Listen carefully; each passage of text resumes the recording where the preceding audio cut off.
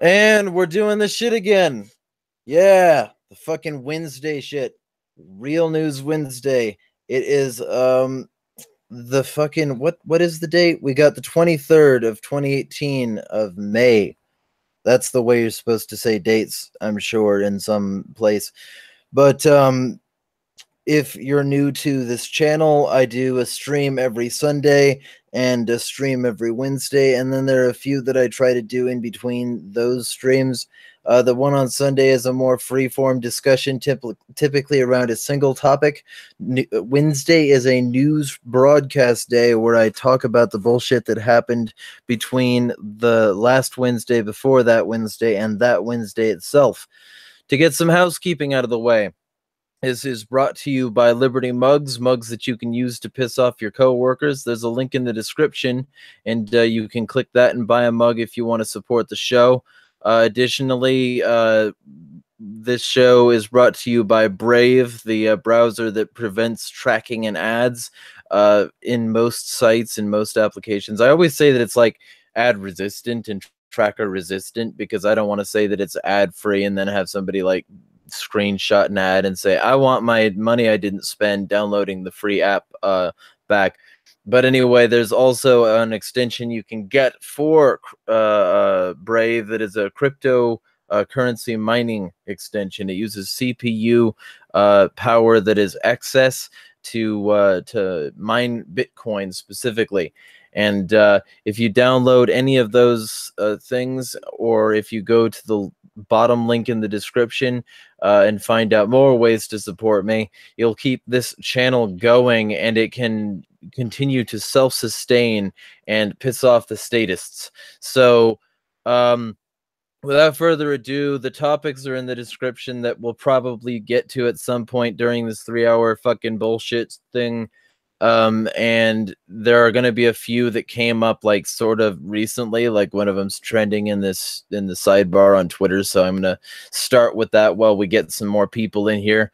Fortnite? But no, Tommy Lauren, believe it or not. She's trending because, okay, so with all that housekeeping out of the way, and before I get into this, because I just think it's kind of funny. I always think it's funny when statists have some sort of minor inconvenience and then they like get to be the victim. But right. So every one of you introduce yourself, let people know where they can find you, what you do. And it doesn't really matter the order. I like a little bit of chaos in my coffee, iced coffee or whatever. First, hey, this is Finian. I'm glad to make it tonight. I wasn't sure if I was going to be able to be here. I'm on Steemit as at Finian, of course. I also have business accounts at Liberty Pro PI on Twitter, and I also have libertyprofessionals.com as a website for the business. I am Idiot's Query. I am on Twitter, Discord, and Reddit, Idiot's Query, and YouTube. I just shoot bullshit, try to get people to think, and also I like to use logic and reason for pretty much everything. That's about it. I'm Sprin, and I came for the t-shirts. Free t-shirt. Yeah. All right. You can follow me at Sprin Dragon, Twitter. 500 followers, and I post feet. If you haven't guessed already, I'm kind of a funny guy, or I like to think I am. Well, and that's something I made very clear at the beginning, y'all. If you don't want some sort of chaos, this is the wrong stream for you. And there is an X button on every Windows and Mac application for your convenience. It stores just over 60 numbers so that you can make calls from your car. So let's get into some of this like fluff at the beginning, because before we get into the real hard shit that's going to get people to click away, I just think it's, you know, kind of a funny situation. Tommy Lauren had water thrown at her at a bar, and everybody's arguing as to whether or not she deserved it. My only comment was that that she shouldn't have gotten water thrown at her. It's iced coffee day, so. Is that it? Is that what qualifies for news in 2018? Someone got water thrown on them? Yeah. It's I mean, she's literally all hot over too, the so that's news. probably why. Yeah, it is summer. Yeah, maybe someone was looking out for her. Well, I mean, because you can't see Well, heat yeah, the stroke temperature below that and like her makeup. body's pretty dope. So I mean, maybe he was looking out for everyone at that moment. Right, because you can't. Well, you can't see heat stroke below that makeup. So there's a You got- possibility that that they were just like thinking that her hyperventilation wasn't from her invisible corset that she uses to keep her figure trim, but was definitely from heat stroke. So I mean, kudos to you, brave hero. I'm not sure if I should be embarrassed or not for not knowing more about this story. Could somebody give a little more background? Somebody threw water at a conservative blowhard. Ah, well, at least she didn't get punched in the face. Yeah, Yeah, well, there you go. Well, you can't hit a girl. Well, you I don't- can, sure you but then can. but then Equality here, like no, if you're equal, fuck it, you can hit a bitch, but you shouldn't hit anyone without defense first. there you go. Yeah. Not Would I aggression teach my principle. kids? Not anyone without defense first.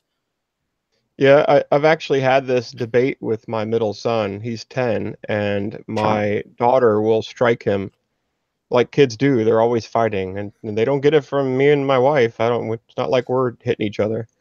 So we've come up with a compromise. If my daughter punches him, he gets to slap her. Yeah, exactly. Yeah, I mean, yeah, he gets to defend makes himself, sense, but he man. can't deck her because he's way stronger than her. Oh, of me and course, yeah. You have to have a limit. Me and my cousin used to beat each other up all the time for fun. I don't know where that stacks into all this, but Well, that just sounds like MMA practice. yeah, no, it was Fight Club for like 10-year-olds. Did it have corporate sponsorship? Obviously. Sponsor. What corporation sponsored your kid fights? Obviously, it was the neighborhood kid down the street with the lemonade stand. There you go. What was his business called? It was something along the lines of Alex Lemon Drinks or something like that. ALD. That sounds like a disease. Yeah, it does, doesn't Probably it? I was. mean, I have some suspicions. I don't think it was up to code. Right? But we don't care about that here. So Well, we should have called the caps on him, to make sure that his lemonade didn't spill. Yeah, write him a ticket so all of his profits for the day would go away. It's only fair. Well, but hey, if your profits go away, then the apocalypse is a surprise. You see what I did there? No. Profits. There you go. Yeah. So, to get to the more serious shit, even though this is pretty fucking silly, the meeting of the Koreas. So, the North and South Korean leaders have been doing shit together. Like, all you need is that gay ass 90s music where like it's my best friend or whatever. Because they've been like riding roller coasters together and like doing all this shit together. And my only assumption is that this must have been happening for a really long time, and the whole like leader is austere and shit. That was probably just a ruse. They were probably just like surface level strict about shit, and then like the people had to do it, but they didn't. They were still off in the back fucking banging degenerate dolls and shit. I'm not exactly sure where all that came from. I just think that the whole idea of there's going to be like a greater level of peace because the Korean leaders are now talking is somewhat absurd. What do y'all think? We talked about this at the last hangout, but as a former intel analyst, the way I see that is I think that a backroom deal has been made, and basically the deal is we get peace in Korea to make room for a war in Iran, and in exchange, China gets Taiwan. Just my thoughts. So, on that level, do you think that it has as much impact as Trump observes it does? Because Trump seems to think that because they're talking, it's somehow his, sort of responsibility that they're talking, that he did that for them, and that he's like a world leader of peace. And he also seems to think that it's going to stop sort of the invasions of that territory and make America more isolationist. But to me, it just seems like they're ramping up for a war in Iran, and they needed Korea on their side because Korea's getting armies and rockets and shit. It's North Korea, though. Yeah, it's just, I think like the main goal, in all honesty, for that, to not only help distract, but also possibly to just get that Korean War just over and done with. Because technically, the war is still not over. That's why they had a demilitarized zone. The zone was the area where they couldn't fight, but they're technically still at war with each other. That's what the difference is. And so I think like having them talk is trying to get them out of this war as well. Well, I mean, and that seems somewhat reasonable. I would say that, like, if this thing is to do anything, especially if the two Koreas unite, it'll just be a better economic hold, because the more nations like merge with one another, the easier globalization becomes. Yeah, that too. Like, that's why one world government is such a frightening concept, because when power is consolidated like that and there's nobody who disagrees with one another, nobody's going to check and balance shit. Exactly. Yeah, don't forget too that the North Korean leader did a very weird and unusual thing. He took a train ride to China right before all this stuff happened. Right. So basically, he got sat down and said, "Look, this is the way it's going to happen, and you're just going to shut up and accept it." Pretty much. Well, when you have two big ass dudes saying, "Hey, we're going to shove our fist up your butthole unless you do this," you know, you kind of got to follow along. I mean, but when you're the glorious leader, you gotta take on the world if you need to.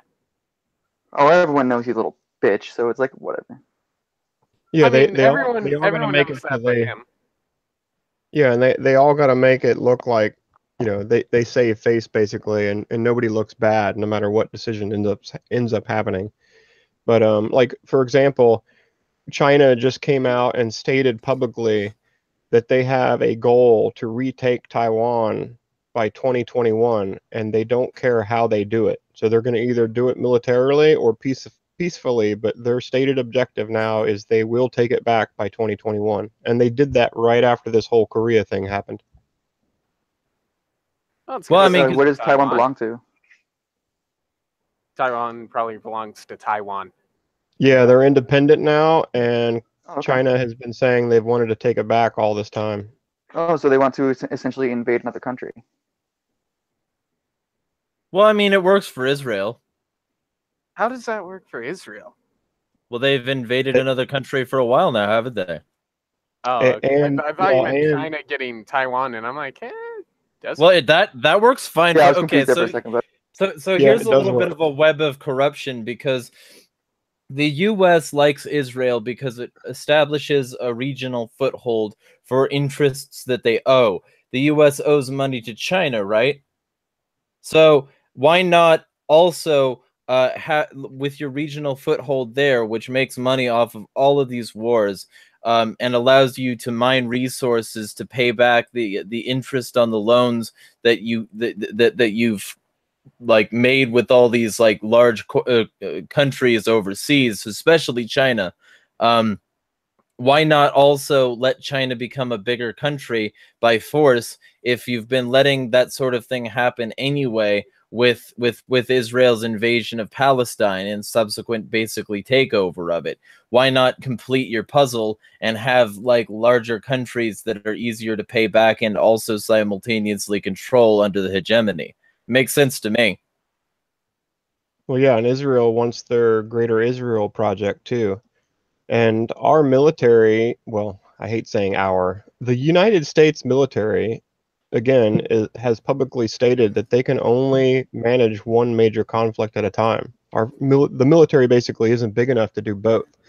So that's another reason why they're trying to get this one thing out of the way, and then they can focus on Iran, which of course is in Israel's great benefit. Right. Well, and of course, like the Iran thing, that's kind of part of this, because the Iran thing, there's all this fucking conflict over whether or not they have nukes, even though they've never been verified to have any sort of nukes. So, I mean, it strikes me as another WMDs were found situation. And it strikes me as the same sort of precursor that we've seen countless times. And all they need to do is have enough of a barrage of news that people can't care too much about one story before another story comes out. And effectively, they can bury this sort of like corruption, this obvious rote corruption, by having so many news stories that are related to other things that when they finally admit they fucking lied about Iran's WMDs, they can just wash their hands of it, and they can say, well, you know, we lied, sure, but what are you going to do about it? The people who are still paying attention to that age-old story. Yeah, and Israel is already directly striking Iranian forces. And of course, you know, most Americans, I think it's something like 80% are pro-Israel. So tomorrow or tonight, the military of the United States could start bombing the crap out of Iran, and I don't think anybody would care. Most people would not care at all. They'd probably be cheering, actually. Well, How and people can point to Iran on a map.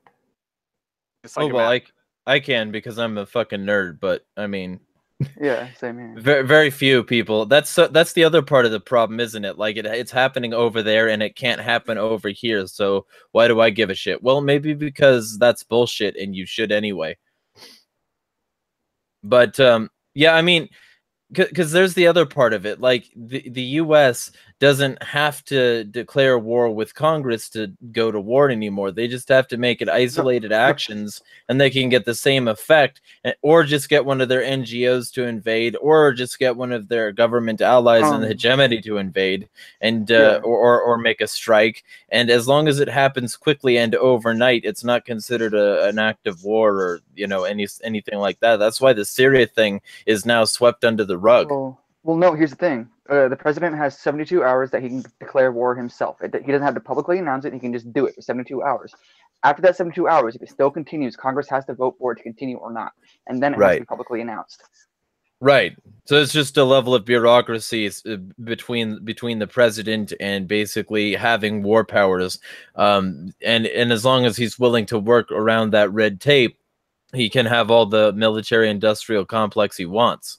Exactly. There are ways around it, but it is checked at a certain point. 72 hours is the gate. That's it. Right. And Finian, you seem to be paying attention to this a little. How would you say like the average US citizen is going to respond to China's acquisition of Taiwan if that does happen? Do you think anybody's going to care?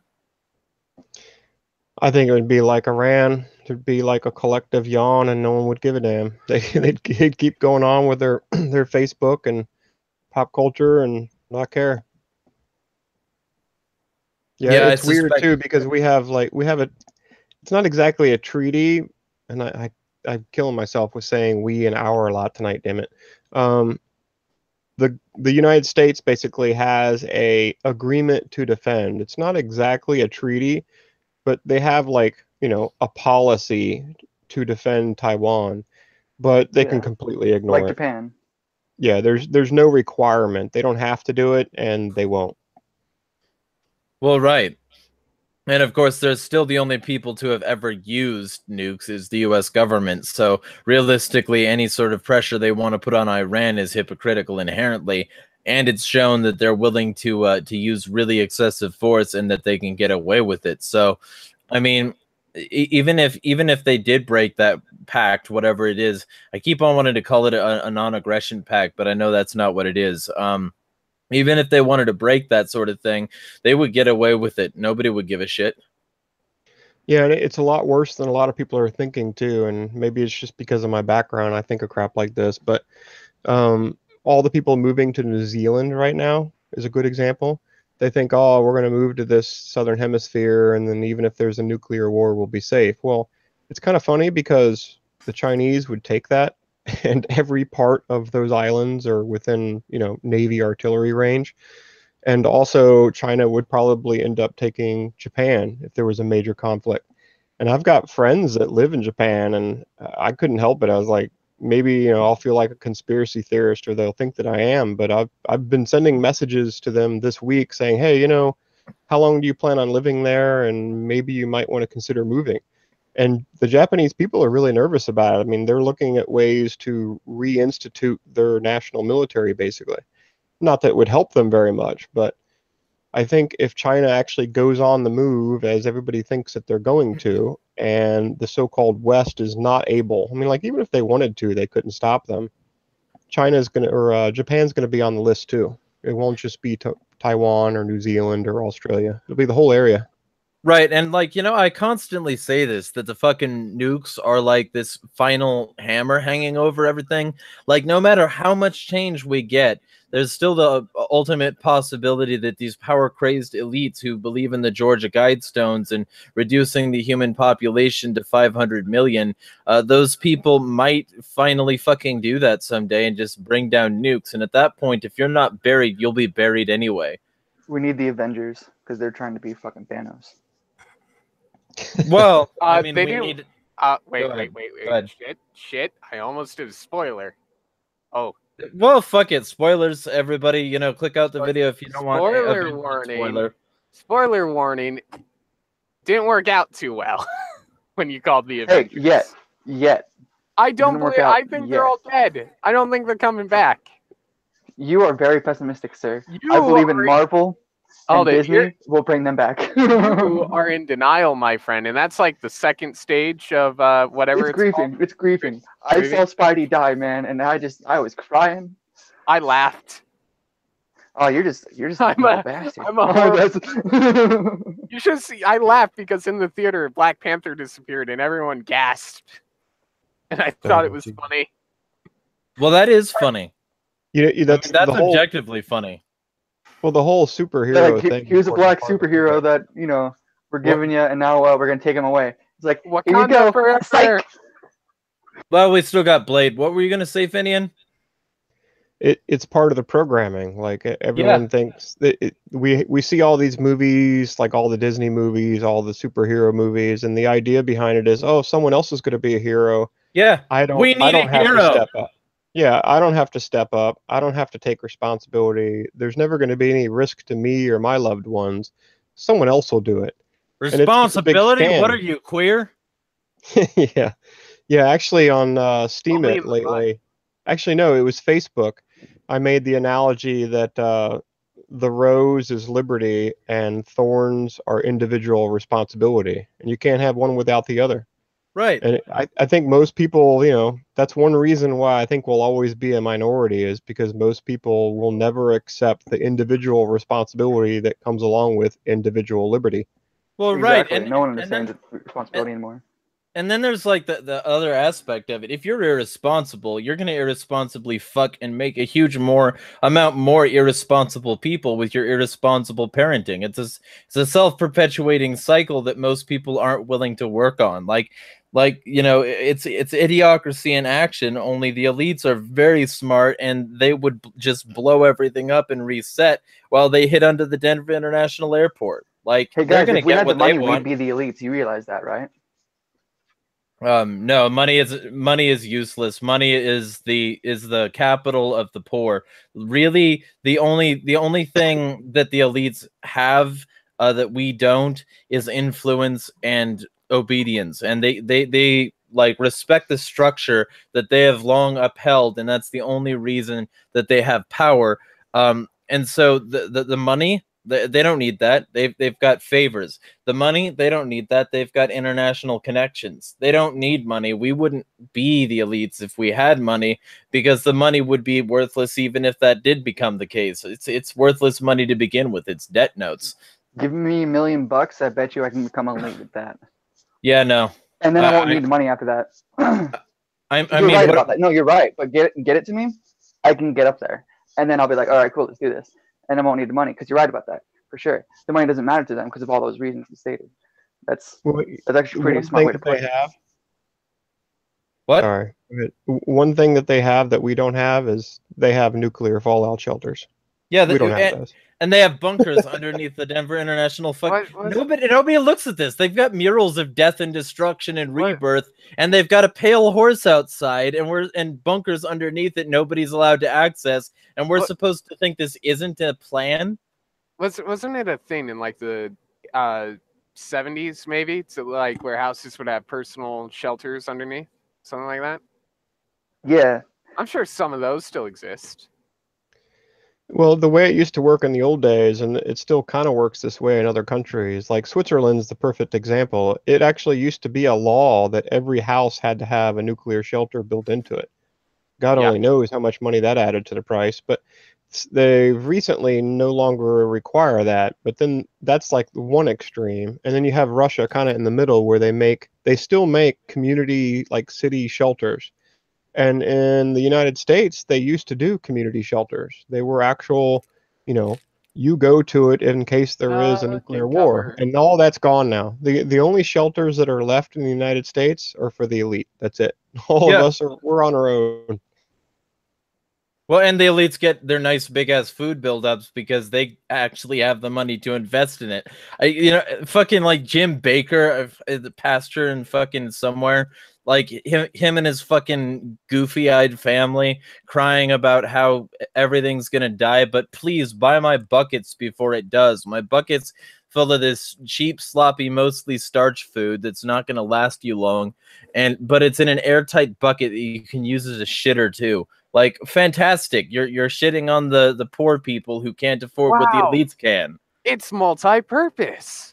Yeah. It's you can also store all your dead babies from when you give up and don't want it anymore. Fucking that's just free meat right there. That took an even worse turn. I did not see that coming. So now we're going to fetal cannibalism. I don't know. I'm not very good at being nice to these people. They're fucking scum. Like they want you to believe that they're on your side and that they're going to prevent the spiritual apocalypse. But then they talk about the Bible as if it's 100% true, and they exploit your fears of the things in the Bible to say, vote for everyone we want you to. Everyone who's put money in our fucking greasy ass pockets. And then they come on with their terrible denture ass mouths, and they're like, oh, buy my survival food, my survival straw, my water filters. Instead of just saying, hey, maybe we should reverse this fucking train, and instead of preparing, fucking stop. No, that can't be it. Yeah, nope. The goal is war, basically. And all of us will be kind of screwed. But we'll have food for like 2 weeks. That's something, right? We can watch the fucking fallout as it eats away at our flesh because we'll have enough nutrients that we don't die at first. Hey, the show tunes, man. Draw out through the fallout, baby, when they drop that bomb. I just want to become an ash paste on the wall. I'm cool with it. Well, I mean, you wouldn't be a paste, though. That involves fluid. True. I'll just become, powder on the wall. Yeah, just a carbon burn, right? Yeah, just a carbon burn. And see, that's the other part of it. The elites know that fundamentally everything is just manipulated carbon atoms, and as long as they survive a generation or two underground, they can come back up and literally everything will be goddamn vibrant. It's not going to be how the Fallout games work. Most nuclear weapons, the radiation from the fallout decays to a level where it's survivable within 2 weeks. And I always, as a residential security expert, I always tell people to wait it out at least a month after the last strikes downwind of you. But basically, yeah, it's very survivable. You just have to be in the right place when it starts. Yeah. I hope like underground. Yeah, and like the shelters, they're not planning to stay underground for years.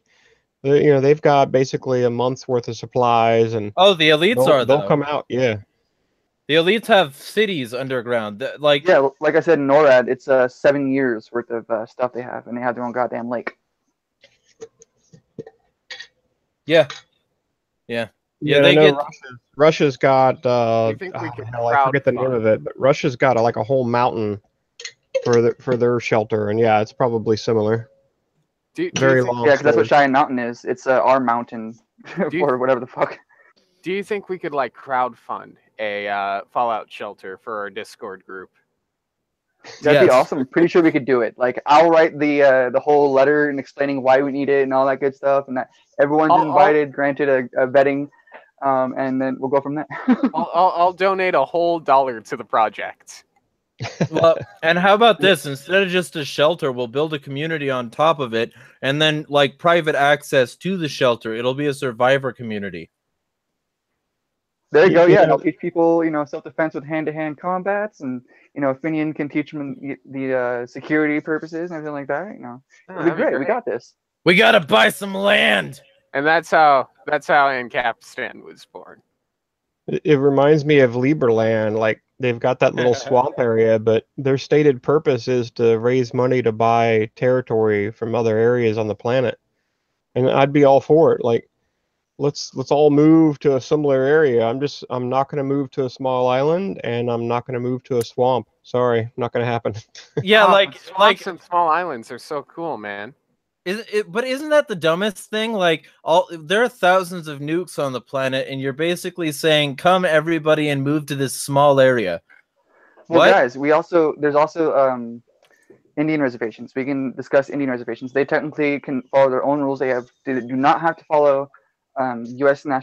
national law at all. Yeah, for if they now. choose.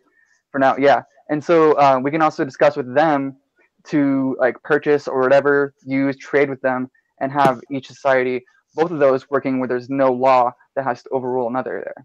I'm pretty sure that's something they can come to an agreement with, because usually they're very peaceful people. Most of them are. So, Are there any reservations that are on like decent land that's forested and have spring water though? I thought the U.S. government basically pushed all those reservations into like shitholes in the middle of the desert. Up in northern Cali, where it's forest area and it snows and everything like that, there's plenty of water. There's lakes and shit up near there. Yeah, There's a until reservation it's right on it. decimated by nuclear fire. I mean, just saying.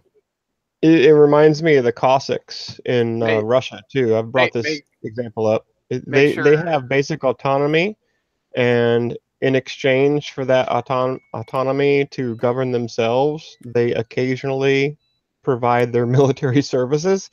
And of course, a group of anarchists could create a similar deal, and it wouldn't have to be military services. So there are options out there. I mean, and believe me, I'm willing to move. The biggest unknown, the most difficult variable in all of this is your neighbors. So, like if I can figure out a way to have good neighbors, then it doesn't matter if it's an economic collapse or a global war or whatever. It prepares for all the circumstances that could possibly come. You got to have good neighbors. And I don't know. I don't know what the solution is, but we definitely need to figure it out, because having like-minded people living near you is an absolute key to survival, no matter what happens. True, but you also have to know for sure that you can't always stay in like one specific area too. You have to be able to grow within each other, so you can't always have someone you always agree with. But that's also part of life anyway. You're not always going to agree with people. See, But yeah, dude, it's completely easy to do that. I'm pretty sure there's a way, and I can figure it out. We can all figure it out. That's the problem with centralized anything, though, because you're dealing with centralized anti-power versus centralized power. You're going to end up with the centralized power that has already built up an arsenal, killing the fuck out of the centralized anti-power, which does not have public support. They're going to find a way to justify it. It'll be another Waco or Ruby Ridge or Bundy Ranch, and nobody's going to give a shit 2 months later after they nuked the place. I promise you. There might even be riots like the first month, but there wouldn't be jack shit afterward. Yeah, it'll be different this time because we'll win. Yeah, no. Yeah, okay. No. Yep, couldn't even bake myself out for that one. See, I'm too much of a pessimist. I can't just think of things positively in that way. I can't think like we'll win this time after a long ass history of people accepting it when we proverbially don't. I mean, if you want to get real technical about it, we're talking about like a culture war here. The first thing definitely. that has we have to have more than we have to have literally. It's kind of shitty. We have to have 51% or at least 50% to have a standing chance against them. Maybe at a minimum level. 35%, and then like 35% we could do it at that point. Yeah, we can still do that.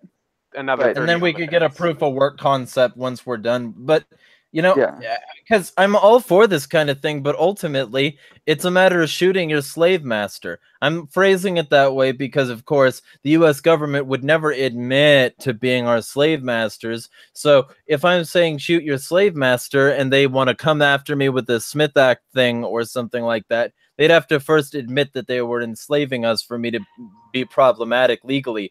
But I am phrasing it that way because government is fundamentally slavery, and we've got to end it. We've got to rid ourselves of it, or it's like on an individual level. If we see corruption, don't pull out your phone. You know, I'm not going to tell you what to pull out, but I'm going to tell you not to pull out your phone. Pull out something else, something more effective, and maybe we can get some change here. But it has to start there because it's not going to start with peaceful revolution. Yeah, I can see that to a point, but like at that, like, you don't want to say that we need to go out and start beating shit out of it, like the government, because that's not going to work either. We have, when we see it in action, we can I would defend absolutely it. How we can never do it? suggest that. Yeah, how you can do it is how it can be done is if you see that, like you said earlier, if you see like a cop beating somebody, and you've seen a whole thing go down, and it's getting to a point where you're like, this is straight up abuse. The dude is not resisting. At that point, you can step in and stop that cop. That's what you can do instead of filming it and like, oh, we're gonna get his job done. No, if you stand up, if they realize that people are like tired of, like, don't kill the cop, but just fucking disable the fuck out of him. Why not? Like, you're being a buzzkill. Yeah, hold on a second. So I'm a registered PI in Virginia, so I actually have a state obligated license, and I've said this many times before, and it's like I've got mixed feelings on it. Basically, I don't know if it's a good thing or a bad thing that nothing like this has happened when I've been around. But take, for example, the death of Kelly Thomas, where he was literally beat to death by those guys. And I will tell you, without a doubt, if I was ever a witness to something like that, those cops would be fucking dead. It doesn't matter if I end up in prison or dead because of it. Yeah, I'm not going to put up with shit like that. Yeah, and someone's life, and I concur with that. Yeah, and the sad thing about it is stuff like that happens every single day in this country. It's like, really? Like, when is it going to stop? When is the person with a mask over their face going to come into the camera view and just double tap a couple people and walk away? Like, how come that's not happened yet? Because it needs to happen, apparently. Like, no one wants to defend. It's the standby effect, right? And everyone assumes everyone is going to do something else. But that's also the fact that no one takes responsibility. Like, if you see something bad happening, you don't want that to happen to you. So you're, going to be like, oh, I don't want that shit to happen to me. I'm going to stop that. Like, the dude's not resisting or anything like that. I've seen the whole thing. What was his crime? This is why he was called, or whatever the fuck. Like, if he's called for something that's not violent and they're being that violent upon them, that's bullshit, and you need to stop that. Yeah, all Kelly Thomas never seen that happen in front take of me. somebody's mail. Wait, say again? All Kelly Thomas did is took somebody's mail, and that was only alleged. Yeah, and he was begging for his life, and the one cop's like, you see these fists? They're going to fuck you up. Really? Yeah. And they got off for his mom and his dad, and he's a grown fucking adult. Yeah, and the cops that did it to him completely got away with it. Yeah.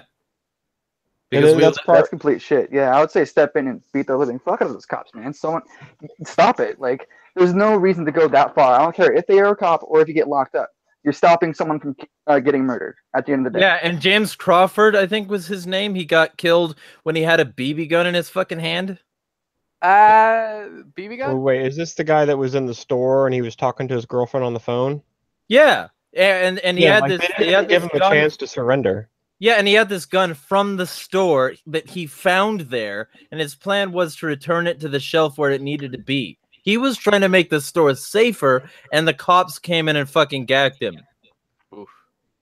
Yeah, the cop came around the corner and just dropped him with an AR. Didn't even give him the option to surrender. Didn't even announce himself. He didn't say, hey, police, drop the weapon. Nothing. He just fucking executed him right there on the spot.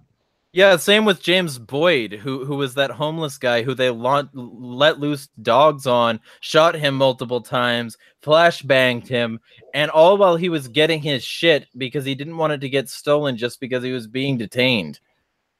Wait, is this the guy that's like? There was some guy that was up like in the hills in Yeah, some desert that's area. him. That's him. Okay. Yeah, I've and got all these things sort of cataloged in my brain because I've been thinking about it for too long. But yeah, things are definitely out of control. Even they say it's a racial thing, and it's not. It's like it doesn't matter the tint of your skin. People are getting killed left and right, and it reminds me of the quote unquote white kid that was executed on the side of the road for, he was wrestling with the cop basically because the cop started the conflict. yeah, Apparently the it was cop like a smelled. DUI stop. Yeah, Hold he on. smelled I know of a story marijuana or too. something. I know of a story. Yeah, This dude had a BB gun out of his hotel window and he was popping it. Like he wasn't shooting it at people, but like I guess someone like was afraid or something like that. And like cops came and like told him to put it down, and everything like that. And him and his girlfriend were out in the hallway, and his hands were on the ground. He wasn't like resisting or anything. And they asked him to grab stuff, but they told him not to move, and it was just really crazy. And then like the cop gave an order, and the other one pop, and the kid died. When the kid was just so far away, no weapon near him. His hands are on the floor. He was kneeling on the floor, hands down and everything, and they still shot him. And that's bullshit. But those cops got fucked for that. So or like Dylan Taylor, those cops got away with it, and they shot a man whose back was turned to them, who was putting his hands up, and who was just like wondering what was up because he was wearing fucking headphones and he couldn't hear their orders. It's not illegal to walk around with headphones, but they're sure making it seem like it. Yeah, it doesn't matter. You could be arrested in handcuffs and they can still shoot you in the back and they can still get away with it. Yeah. I shouldn't be laughing, or Tamir Rice. Go ahead. Just saying, I shouldn't be laughing, but it really is that bad. Basically, the double standard and special protections that police have is so bad that basically they can get away with murder and nothing happens to them. I mean, they might get a desk job for a while, or they might get fired and hired at some other agency, but that's it. Nothing else happens. The police, exactly. The purpose of the police, which is why it would be better if it was privatized, because its privatization of it would be true, is that it's people serving people, right? But because it's held by a state that has to enforce certain laws by force, they use force. They're inevitably going to end up using force. And so if you have it privatized, it'll be way less forceful. Well, or just more avenues privatized, mutualized, something different than the state, because the state is inherently aggressive. Yeah, I mean, you can get aggressive still with police. Like, I'm not saying that you don't have to get aggressive while it's part of the job. People are going to get violent with you sometimes, but there's no reason to get violent before your perp gets violent. Well, right. I'm saying like aggressive in the libertarian sense of the word, where aggression is the initiation of force. Okay, yeah.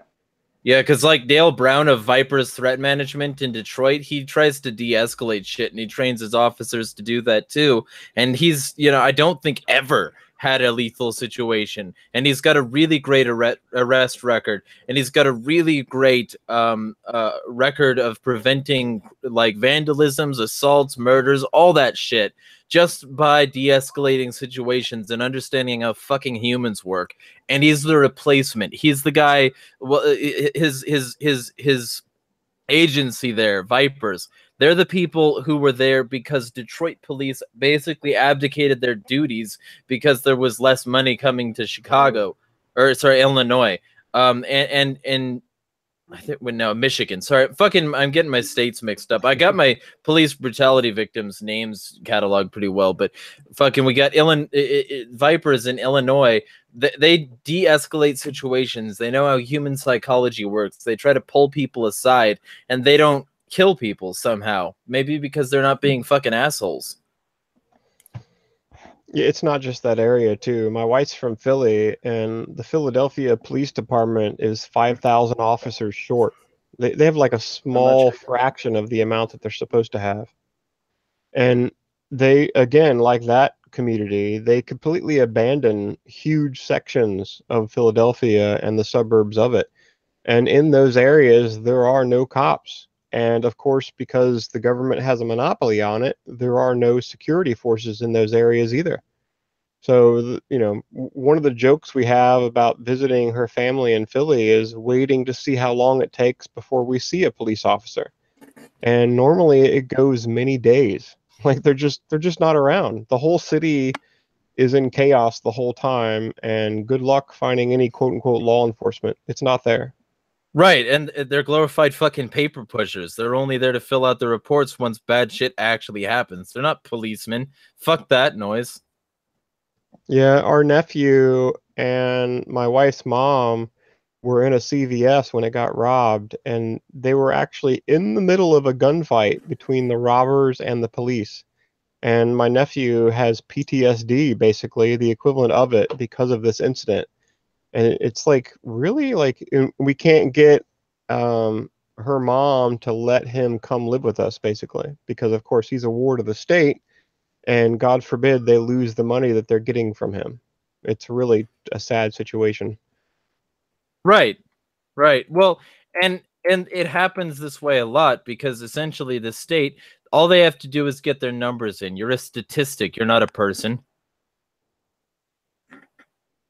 So they don't have to worry about being good to you. They just have to worry about making their numbers look good enough that they continue to receive funding. Yeah, and my wife's best friend's father is a special victims detective in Philly. A real And one. yeah, and he's actually, you know, a quote unquote good guy, and he's out to try to help people. And her best friend's husband is a cop though, and he's got a gambling problem and wastes all their money on gambling. Like the whole thing is so corrupt. You just wouldn't believe how bad it is until you actually saw it yourself.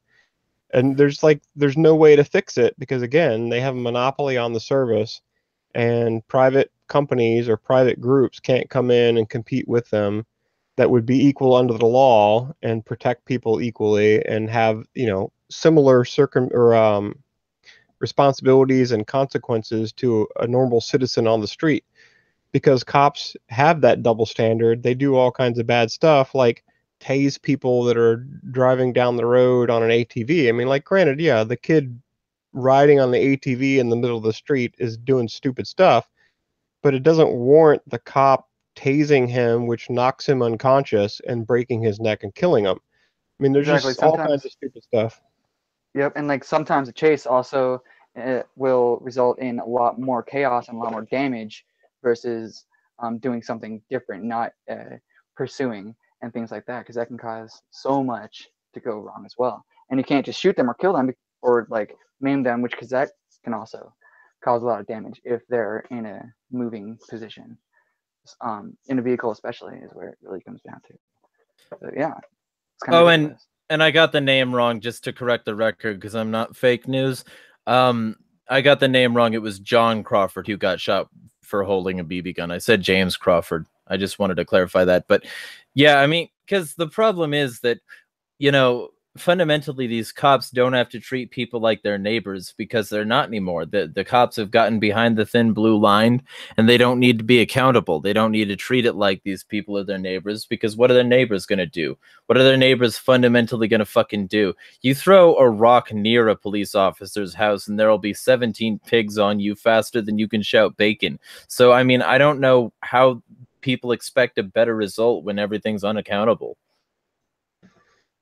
Yeah, I used to work in a facility that did watch listing, and one of the analysts was a former state police officer. And I'm doing IT work, like just computer work. And one day I was walking past the cubicle area that this guy worked in, and he was bragging and laughing to his cube mates about how him and his buddies burned the person's car, like caught it on fire on purpose because he had pot in it. And they were joking about burning this guy's car up and how funny it was. And like, that's, you know, it's way out of line. Like, they can get away basically with anything they want to do, and no one's going to stop them. I have a half brother in Illinois that is a Sanguanian. I can't even pronounce the name of the county, but it's near Springfield, Illinois. He's a deputy sheriff out there. And if you look up the court records for his name, Travis Koester, or Kester, Koester, with court. So Travis Kester Court, if you look that up, you will see how he's notorious for lying in court cases. The lawyers and the judges know him for being unethical and quote unquote losing cash in arrests and tasing people for no good reason. He broke into a guy's house, choked and beat him, and it was the wrong house, and he still got away with it. Like, cops literally can get away with anything they want and nothing will happen to them. And, like I said, I've got a half brother that proves it. And the guy's a complete monster. I told him one day, I was like, you need to quit before you murder somebody. And of course, we don't get along naturally. Well, and there's a good point to be made right there, because there's a story recently that I wanted to cover as part of today's fucking news show, because it's not just shit on cops show, naysayers. But it's fucking Scot Peterson. Okay, I'm just gonna read the fucking shit. It's on the sunsentinel.com. The article is written by Stephen Hobbs, one of their contact reporters. It's Parkland school cop Scot Peterson gets $8,702 a month in pension. Scot Peterson, the sheriff's deputy vilified for failing to confront the Parkland school shooter, has begun receiving a state pension of $8,702.35 a month. Peterson resigned and retired February 22nd, a week after the massacre at Marjory Stoneman Douglas High School, where he waited outside as Nicholas Cruz killed 17 people and wounded 17 others. Peterson began to receive his pension in April, according to the Florida Department of Management Services. He can receive the payments for the rest of his life. The 55-year-old Peterson, a Broward deputy for 32 years, was paid $101,879.03 last year, $75,673 in base salary, plus overtime and other compensation, according to Sheriff's Office records. Until the shooting, he was considered a trusted school resource officer at Stoneman Douglas, according to annual reviews of his performance. So, fucking guy is collecting nearly $10,000 a month for fucking bitching out, for not defending the children he was supposed to be goddamn there to defend. And we're supposed to trust these people. Yeah, Yeah. That example specifically is troubling just by itself, because you should look into the testimonies of the history and English teacher. There's an English teacher that was grazed in the shoulder. She actually has a wound from the bullet.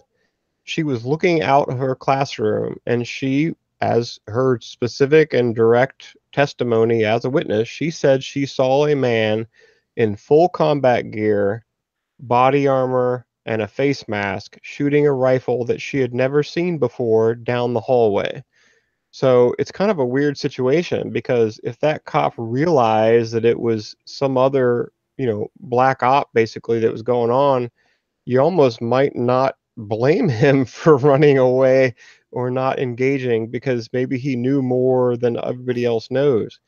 So or maybe he knew more before it even started, and the reason he's being paid is fucking hush money. Exactly, yeah. I mean, why would the teacher that obviously would have nothing to do with a black op, let's say, hypothetically assuming that's what it was, why would she have that testimony? Why would she be in public talking about it? Obviously, and the kid, the supposed shooter, took an Uber ride with a small backpack, like a school backpack for a high schooler. There's no way he carried that amount of gear in his school backpack. It's completely impossible. It reminds me of the former detective Hal Begg, that investigated the Sandy Hook shooting and said basically it never happened.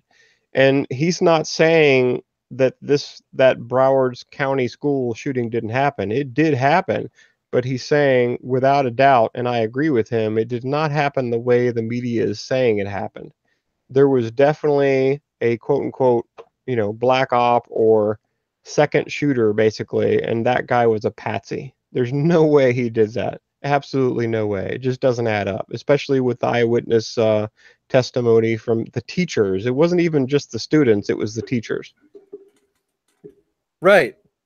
Well, and then there's the fact that if this was some sort of like operation, the idea of this sort of thing would strictly be to control people, which, you know, if you're one of the controllers and you get to sit on your ass for the rest of your life, you're going to talk a really good game about like police officers and their jobs. You're going to say that it's a great job that everybody should have. So the elites essentially get an investment, and people get to pity you for, you know, fucking being there in the first place. Like, oh, it must have been so hard and traumatizing. Cops, officers are hard or job, and fucking back the blue, we've got a war on cops, instead of making the obvious truth that would be made with a more accountable, less centralized organization, which is that he abdicated his fucking duties and he should have been fired with nothing.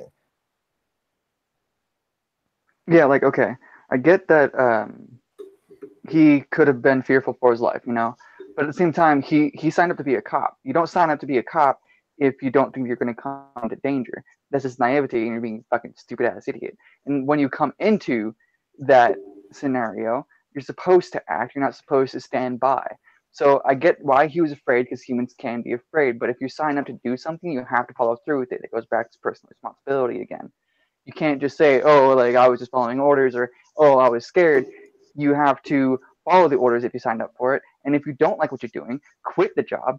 But at the same time, you're still allowing kids to get killed. And I get that. It's scary as hell.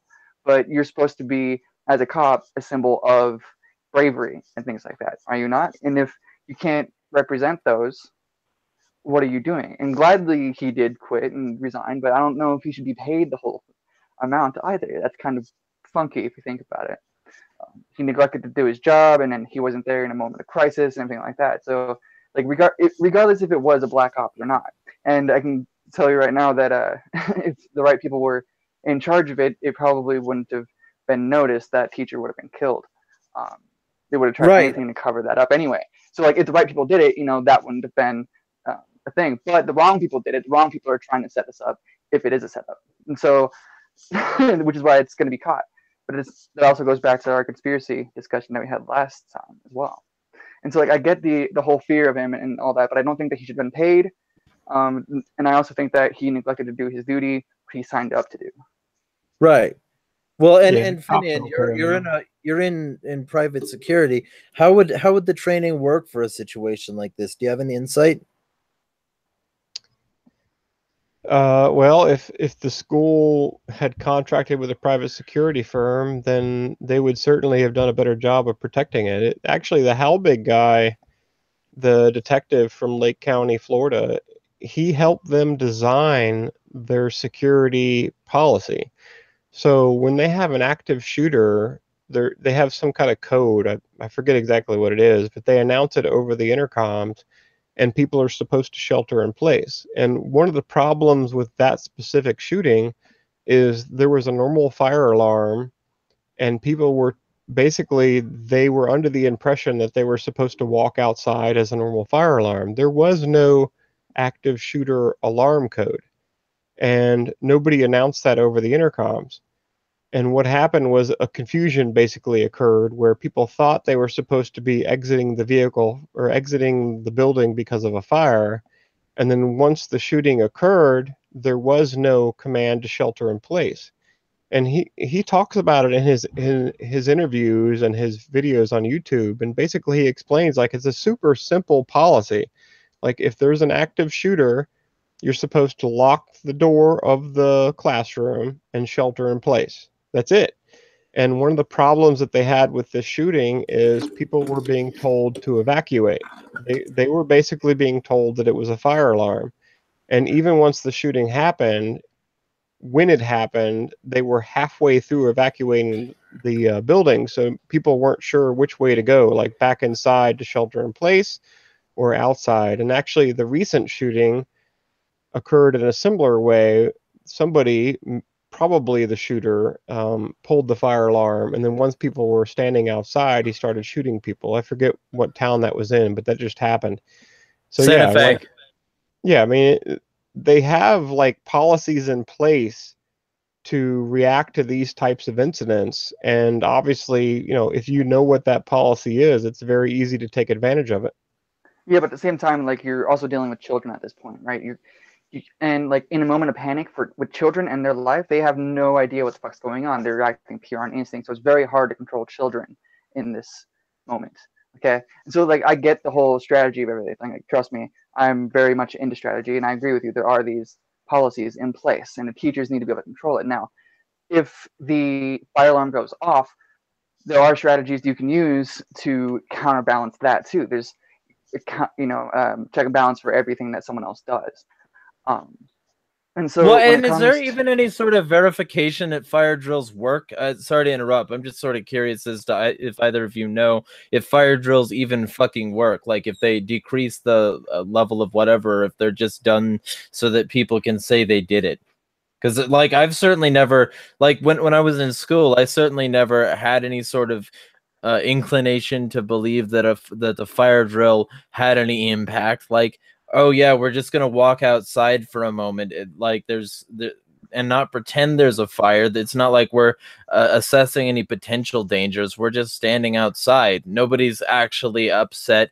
Nothing's actually being done. It's just an annoying thing that we have to do that sometimes interrupts a more annoying class. So I don't know. I don't know that it even works to begin with. And as a security thing, it might be harmful on its own to have something that doesn't work be something that people are prepared to do.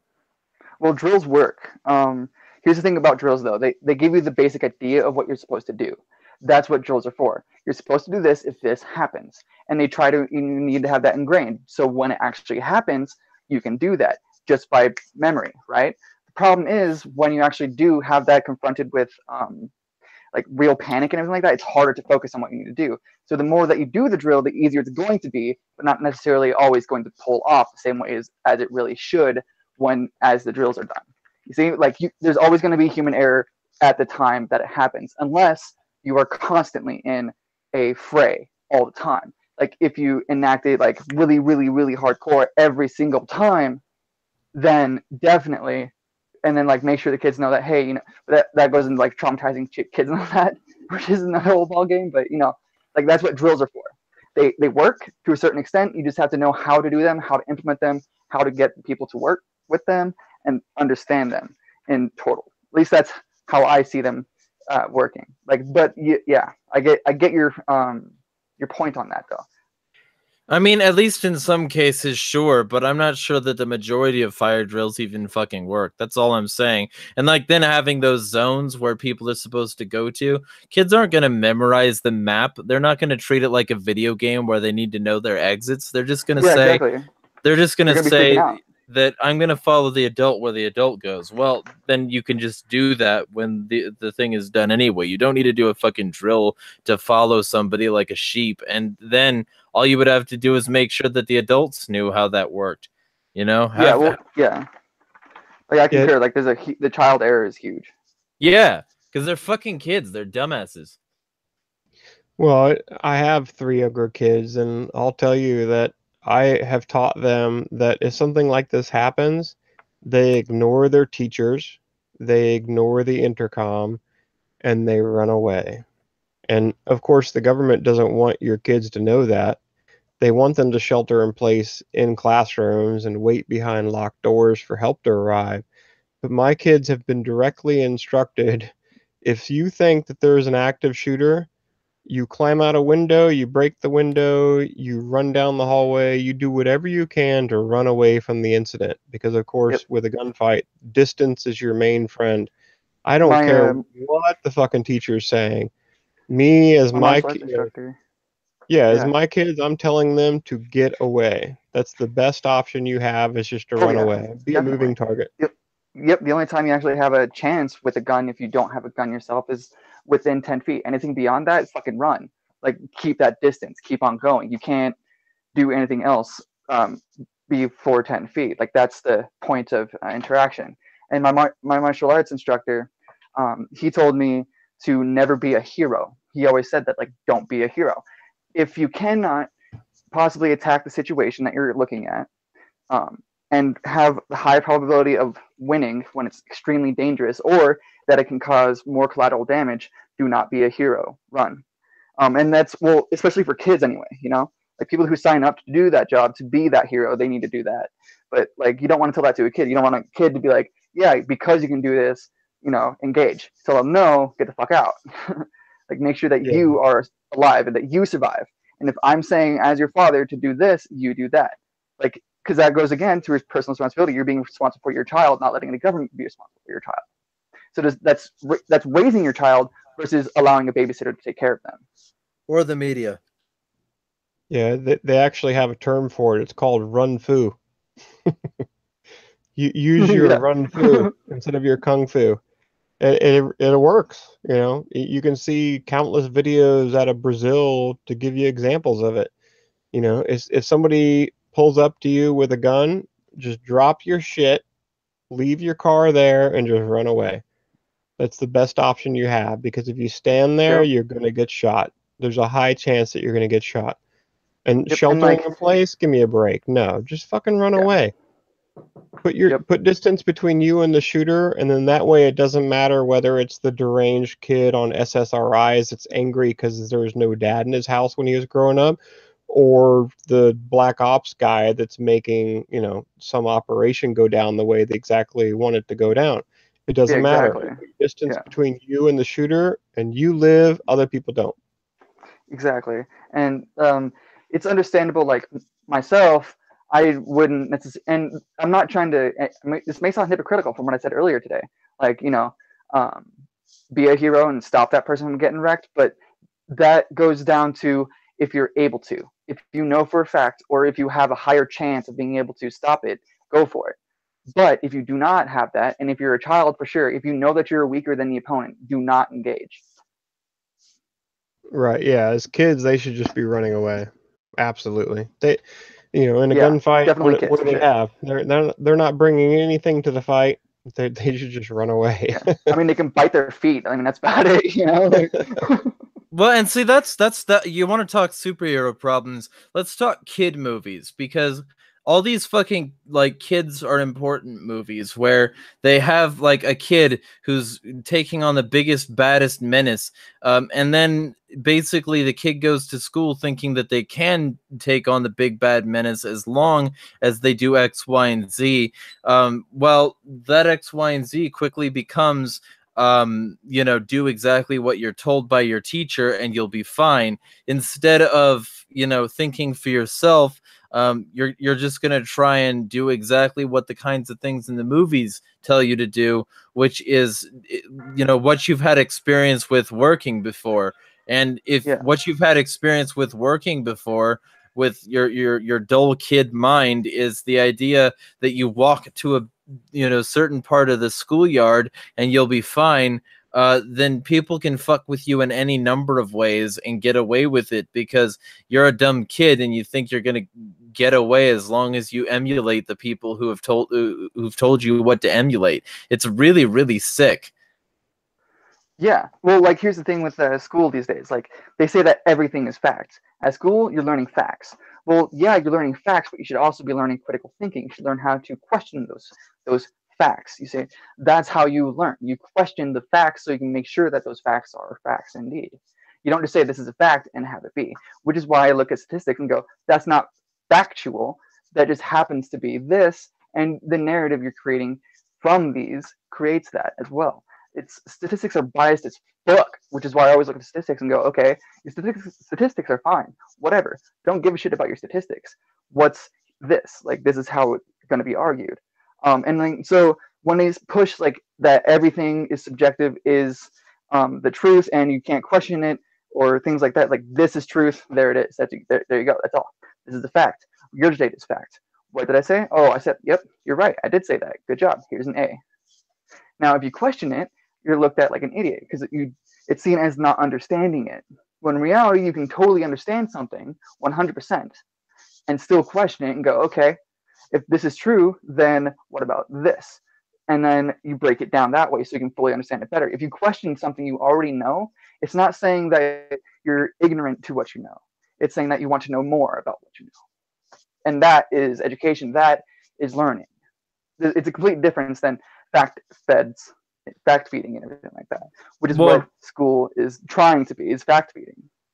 Right, and I saw this cartoon once. I can't remember who did it or what it was called, but it was one of those political cartoons, and it was this comic strip thing that had like a kid having a bunch of books shoved into him, and then the kid vomits a bunch of green shit on this paper, and he's given a diploma and an A and shit, and thumbs up while he looks sickly, like he doesn't really understand what's going on. And I think that's pretty emblematic of it. People are just regurgitating information that they hear without questioning it, without thinking about it. They're just spewing it back onto the page, and this is what passes for education. Yep, they're saying that that's educated and that I should get an education because I don't just regurgitate whatever I've been told. Right. I question everything. I do have my own thoughts for sure. If you look at all my shit, I say the stupidest shit sometimes for sure. I'm a shitlord. That's going to happen. And so, like, whatever. I don't give a fuck.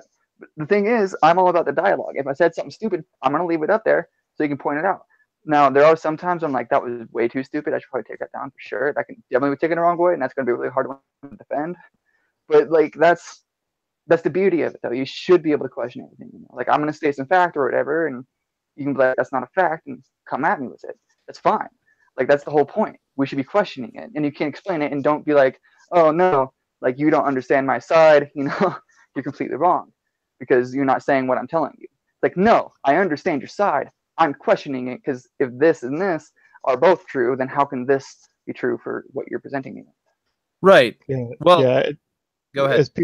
As people furthering individual liberty, anybody that's actually doing that and not pretending to do it, they will welcome people, their friends, or even their enemies actually, pointing out when they're inconsistent. So what you were just saying Definitely. is perfect. Like, if I say something stupid, like you said, you call it stupid, if it's inconsistent, if it doesn't make sense, then please do. Yeah, as my friends, that's part of your duty as my friend. You need to point it out to me because, you know, who knows? I might have had a bad day. I might not have realized that what I said was stupid or inconsistent.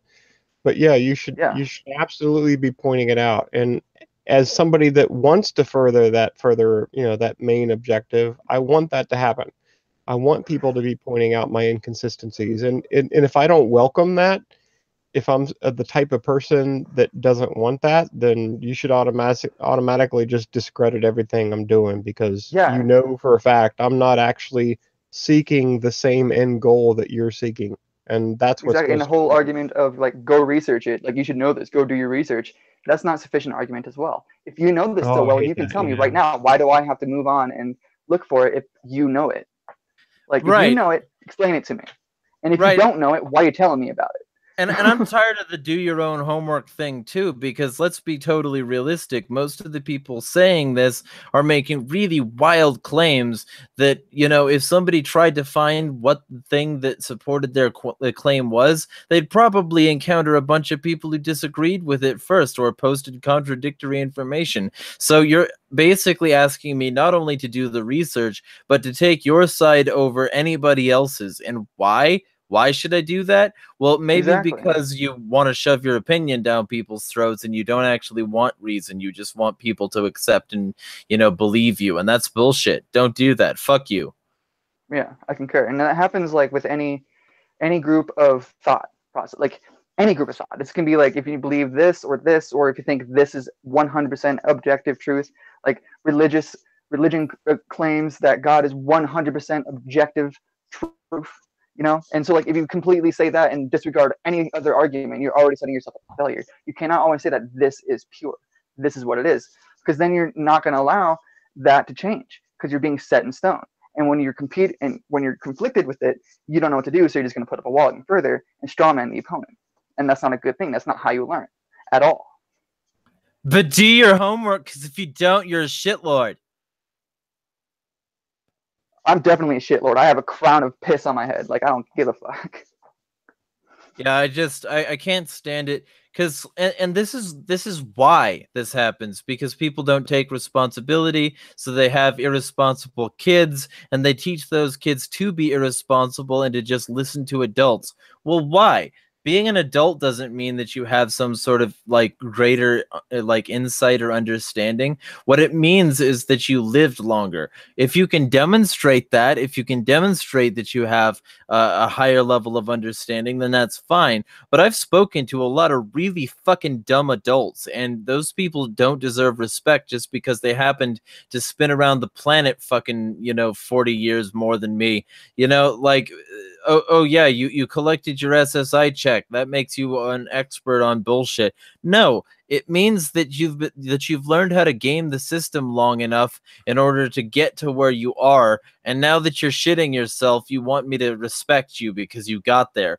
Yeah, well, there's so many easy ways to get here. Maybe it made sense to respect your elders before, but realistically now, there are so many easy ways to get places that to respect your elders is to essentially abdicate responsibility for your own personal thought and think, hey, I don't need to think anything original or insightful or real. I just need to respect my elders, and anybody who doesn't is a clown.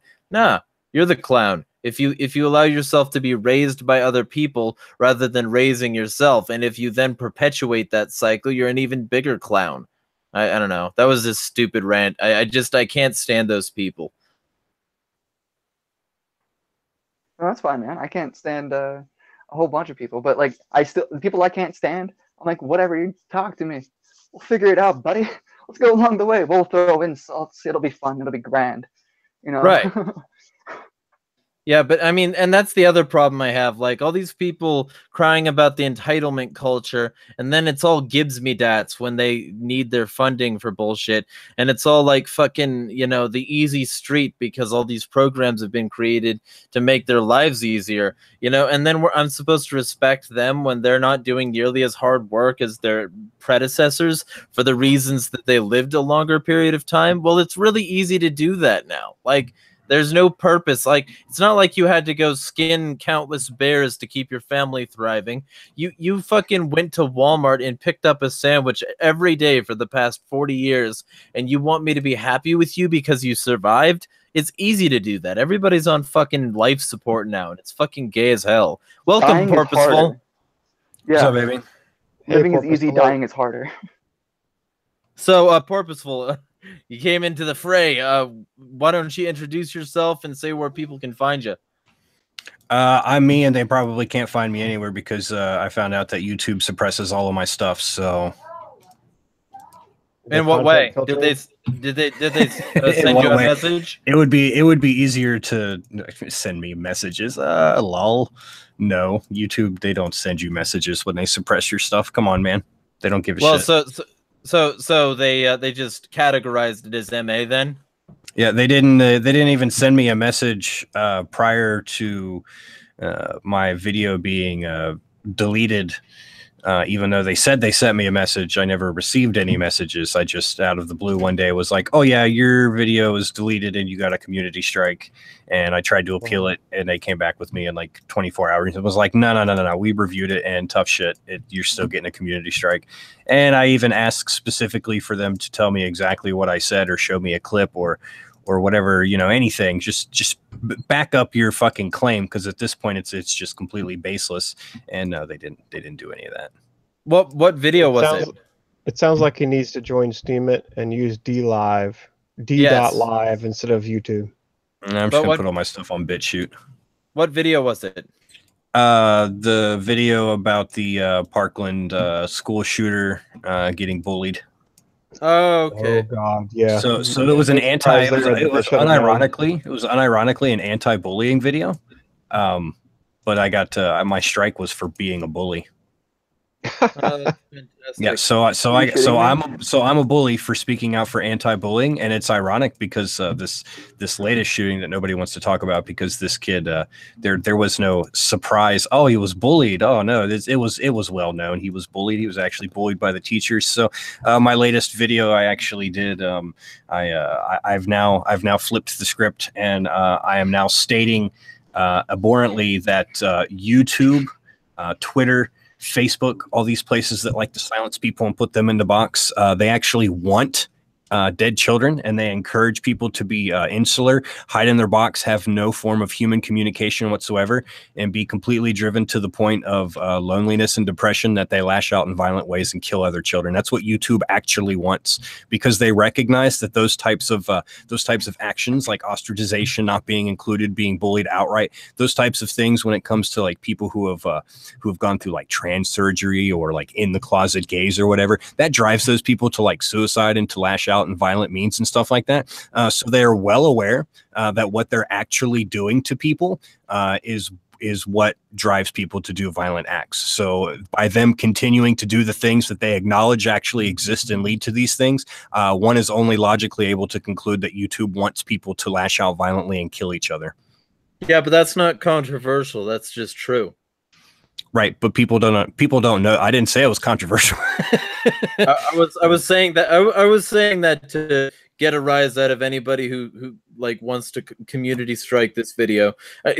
I'm waiting for my YouTube channel to get fucking shut down. I have zero doubts that it's already being flagged, because I'm not gonna hold anything back, and that's why I'm cross posting everything to DTube, because effectively that's a platform where I can immediately get paid, and where I can immediately get some sort of like feedback, because they have a better comment system, and it's also a place where it's decentralized and on the blockchain, so nobody's ever going to take any of this content down. So I mean, I would definitely recommend people join, and BitChute, because BitChute has a lot of pros to it as well. I just, I think that DTube and DLive are both closer to what YouTube started out as than fucking BitChute and Minds are. I think BitChute and Minds are closer to what Twitter and Facebook are. But that's just my personal bias. Does DLive or does BitChute actually reverse the profit structure that YouTube has, like Steam does with DTube?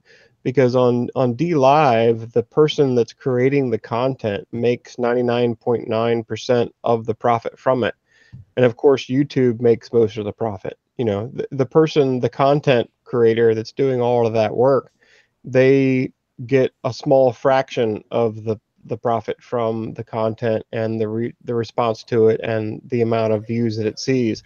And on YouTube on DTube and DLive, it's the opposite, and the content creator does, which is the reason why I highly recommend people switch. I mean, if somebody's not already on Steemit, that's a YouTube creator, a quality YouTube creator, like Jeremiah and you, Purposeful, you guys need to switch, man, because you'll make way more, like exponentially more money, especially if your content is liberty related. If you're seeking to further, for me though, that's the thing. Like the reason I stuck around on YouTube, like I've been kind of like on the BitChute thing, and I haven't done the DTube shit yet or whatever. But like honestly, for me, it's more about just like getting my like opinions out there or whatever.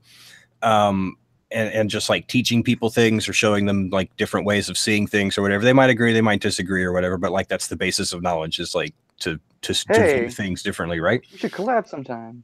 And yeah, no problem. I'll talk to anybody. That's the thing. I actually will talk to anybody. I don't like deplatform people. But here's my thing now, and I'm totally for like when YouTube did the adpocalypse thing. Like I don't give a shit, because like I said, one, I'm not in for money. Two, YouTube's a private company. They can do whatever the fuck they want. However, now that they've wanted to make it personal between me and YouTube, I also believe, before all else, I believe in the golden rule. So before politics, before social politics, before religious politics, before anything, I believe in the golden rule. So YouTube wanted to treat me a certain way, so now I'm going to treat YouTube a certain way. So every time the topic is brought up, and I've actually wrote a letter to state representatives as well, and I'm actually, when I get a little bit less lazy, I'll copy pasta them and send them to all the other 98 state representatives as well. And I'll probably start hitting up congressmen and basically anybody in politics that has an email. I'll just start sending them these things that YouTube, the heads of YouTube, also need to go through a congressional hearing, much like Mark Zuckerberg did. I don't care if they swear him in or not, just as long as they get some heat and pressure on them. Because even though there's no immediate like legal repercussions for Mark Zuckerberg and Facebook, I don't know if you guys are actually following like their traffic, but they took a huge PR hit, which, you know, sometimes is all it takes. Well, at first they have ads now though, so they're getting it back. Right, that's fine. But if nobody goes to their platform, like, you know, if in 2 years nobody goes to their platform anymore, those ads. Those ads can fuck off. People are leaving. Yeah, people are leaving Facebook in droves though, and that's what I'm saying. But the main difference between Steemit.com and Facebook.com is Steemit.com has no centralized censorship, absolutely none. Like, your content can't be content filtered. I had 11,000 followers on Google Plus, and me and a bunch of my friends, we did tests, and we found out basically that all of our content, even though it was being set to public, was being filtered out. Like, nobody was seeing it except for our friends, and it's like, okay, I'm done here. I'm moving on. Facebook's the same way, like you were saying earlier. They're going to block everything you do. No one's going to see it. So that's the main reason to go to a decentralized platform like Steemit, because there is no centralized censorship. If you're talking about liberty-related projects and furthering individual liberty, you will have tons of support.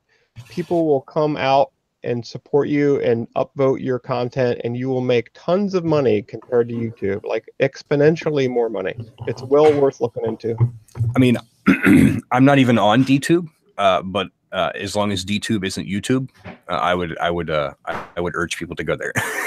Does that make sense? YouTube totally is basically the bottom of the barrel at this point. Okay, gotcha. Then I'll post everywhere once my channel goes live.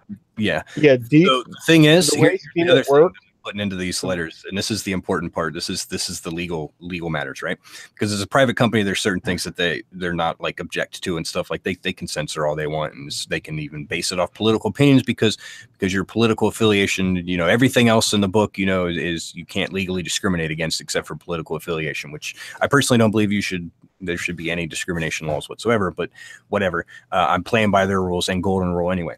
So I've added a thing in there that political affiliation should be added to the discriminatory list, the anti-discriminatory list. I've also added in there that places like YouTube and Twitter and stuff like this should actually be deemed, since it's open enrollment, that they should be deemed as public spaces, and therefore by public spaces they should be subject to United States law of public spaces, which is one of them, freedom of speech. Yeah, they're still going to content filter you. That's the main beauty of Steemit. That's a very, very good point. They can't if they're because here's the thing with the internet. There's not really, like, the internet's still the Wild West in terms of like legalese and shit like that. If they deem it as a public space, if they deem things like YouTube as a public space, which, I mean, it falls under all intents and purposes of a public space, then they can't filter you. They cannot content filter you. There's nothing they can do to you. Yeah, the whole internet operates as a public space. The only thing they'll have to do is turn YouTube into a private platform where you have to like sign up, and they can like determine you not allowed to use it, and you would have to sign in to use everything and all this other, like, they would have to make it completely private. I don't see them doing that. YouTube's owned, of course, by the same company that Google Plus is owned by. Yeah. And they were absolutely, without a doubt, content filtering us, and there was absolutely nothing we could do about it. Well, of course, and I think there might be something in here where, like, because YouTube is owned by Google. Google's Alphabet, and Alphabet gets a shit ton of money from like info security. They get a shit ton of the Five Eyes of global intelligence. They get a shit ton of money and support from all these global, like, fucking Google Earth was funded by In-Q-Tel, the same company that funded Facebook, the same company that funds Pokemon Go, which trades people cartoon animals for fucking going places with recording devices.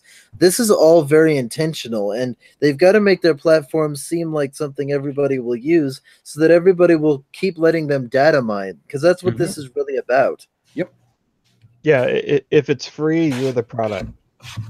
And the thing with Steemit is just one domain name. Like, Steemit.com is one domain name, one service that interacts with the same blockchain. So you have busy.org and about 10 different platforms that interact with that same blockchain. So basically, it can't be shut down. There's no way to content filter. There's no way to have a centralized authority that's controlling the content, because it's a blockchain that multiple websites can interact with. So there's no way to hide your content. If you're sharing truth, if you're talking about individual liberty or controversial topics, they can't stop you. There's no way. Sort of like Library and ZeroNet. Are you familiar with either of those? I'm not. No. Library and what? Well, okay. So there's this thing. I pronounce it library. I think that's how you're supposed to, but it's LBRY. And the way that works is that people download the videos they want to watch, and they help. Essentially seed that video as well. It's sort of like a video torrenting service where people voluntarily upload their videos to be torrented. So there's that as well, and they have their own currency as well, library tokens.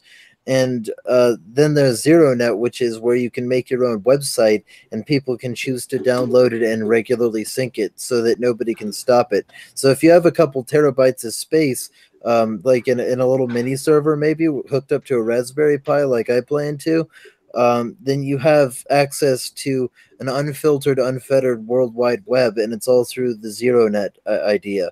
So I like ideas like that as well, which don't even have a domain in any serious way, where you make your own way, essentially. If that makes sense. Mm-hmm. But yeah, okay, so because that's definitely an interesting topic, but it's not necessarily something we were discussing. Let's get your view on the guy who cowered in fear during the school shooting at Parkland, getting paid a pension of over $8,000 a month. What do you think of that? I think he should be hung from a lamppost. Okay. And I can agree with that, but on that level, how do you think he should have handled the situation in terms of securing the school? Well, I think the issue of school security is beyond anything that guy could have done, in all honesty. So you're saying they need better security? Oh, of course. Do we have better security in fucking libraries?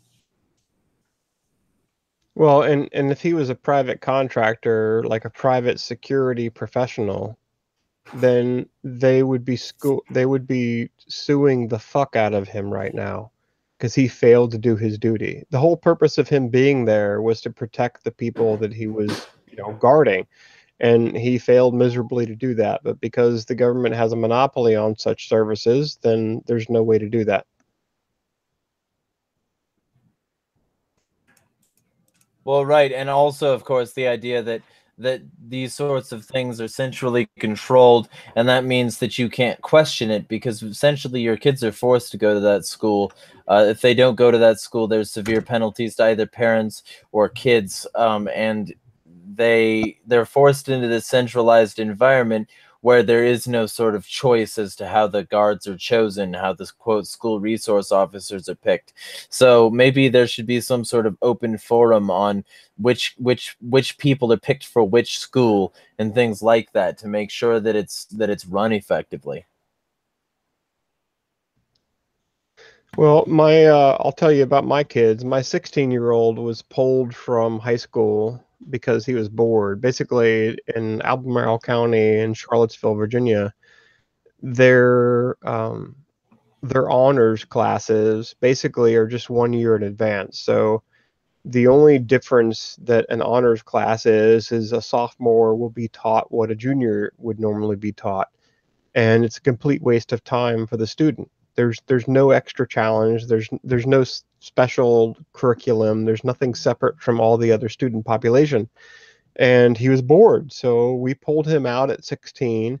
And Virginia has a weird and unusual circumstance that, of course, the people involved with the state won't tell you about, that you can pull your children from school and send them to community college. And that community college counts as their quote unquote homeschooling, which is what we did with our 16-year-old. And my youngest, I have 3 younger children other than him, and they will never go to high school. They're just not going to show up. Like as soon as they're done with 8th grade, they will immediately go to community college, because I'm not even going to introduce them to that system, that failed and broken system, basically, because there's no point. It's even for me. I graduated, quote unquote, graduated from high school in 1990.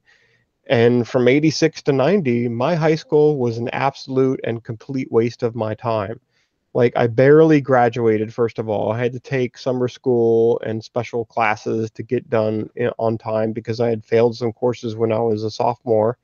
My my girlfriend at the time was more interesting than going to class. And the whole experience to me was a complete waste of time. And even back then, like in 1990, high school was a waste of my time. Like even now, it's even worse. So yeah, absolutely. Like anybody that has a child, you should pull your child from school at the very least at the end of 8th grade. And hopefully, depending on your state, you have a way to pull them out and do it, quote unquote, legally, so the cops don't come knocking on your door. Well, right. And I think that there's some like, because to me, I felt like I wasted my time after I unlearned a lot of what I had learned in school, because effectively I learned how many lies I was told, and how like manipulative those lies were to try and get people to conform to the way societal structures wanted them to. And effectively, I got pissed off because I realized I was being forced to be in a situation where my entire life was devoted to learning something that wasn't even necessarily true, and then regurgitating it onto a piece of paper so that they could get funding. And when I realized that it was mostly about funding, it sort of made me a libertarian on its own. Well, yeah, actually, my oldest is a good example of that. The reason why Albemarle County does not tell student teachers about this process is because they roughly lose $23,000 a year for every child that opts out from high school. So, of course, they have a huge vested interest in making sure that your child goes to that high school.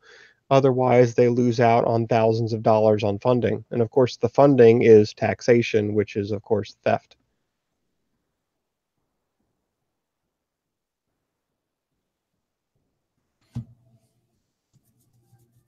So on that level, Porpoiseful, got anything to say about any of that? If the education system was still determined by the states, what happened in Florida would not have been a federal issue. It would have been a state's issue, and they could have just kept all that shit insular. Purposeful, do you actually have kids in school right now? No, I don't.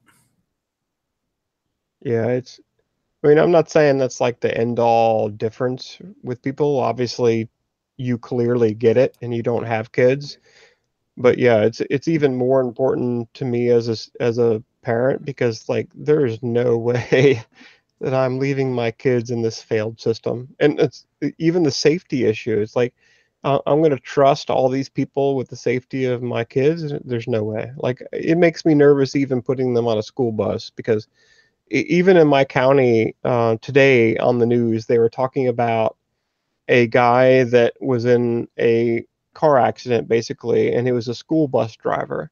He had 17 aggressive driving charges against him, and somehow the government gave him a school bus to drive. Like, really? Like, how does that even happen? I don't know, but also I'm not surprised by it. Those are the kinds of people that are driving our kids around to school. Probably just blame the victim on that one and say we don't get enough like normal, reasonable people applying to drive our buses, so of course we got to hire this guy, instead of admitting that maybe we shouldn't be shuttling kids off to school, especially at the insane, like soul-crushing hours that they do. To be forced to be there, and maybe we would need less drivers if we would empower people to choose how their kids were raised, instead of just trust the system to raise their kids for them.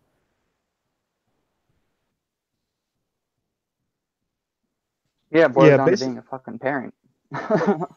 Yeah, it's tough these days, and I don't blame parents for it. And actually, on Facebook, we were talking about this, a bunch of us recently. But basically, like if you're a parent, I don't blame you because the way inflation is these days, like both parents basically have to work just to make ends meet and like barely scrape by. So I understand why most parents cannot homeschool their kids, Oh yeah, but I concur. Well, it's I agree. admittedly, Yeah, I a don't lot blame of that parents are just either. not But prepared to have kids before they do, and so they don't have the money for it. no. My issue with it is that most parents don't help the kid question what they learned in school. They don't help them develop it further. That's the thing that Yeah, parents don't do. They don't. They're not involved with what they're learning. they take a That's hands-off approach where to parenting. yeah. That's the yeah. I don't blame them for using it. They're some of them aren't actively involved in what their kids are learning I blame or them. helping them to understand it or things like that. Like I don't blame the parents either, but there is a certain point where you have to be like, yo, dude, be a parent. I get why you're doing this, but be a parent at the same time. Be involved in the kid's life. That's what it's all about. I yeah, think most anyway. families. I don't have kids, but I think that's what it's about. Yeah, kids are expensive. I mean, I think the last time I looked it up, like to raise a child from, birth to 18 is like $200,000 total investment or something. Minimum, It's some, probably. it's some ridiculous amount of money. So, It also probably depends on the state you live in. Like we have a comment in the chat from Sweet D says you can find her on Twitter. But effectively, um, she's from California. I'm also from California. I don't know. My voice sounds weird to people apparently, but I come from Yeah, I'm in Cali California.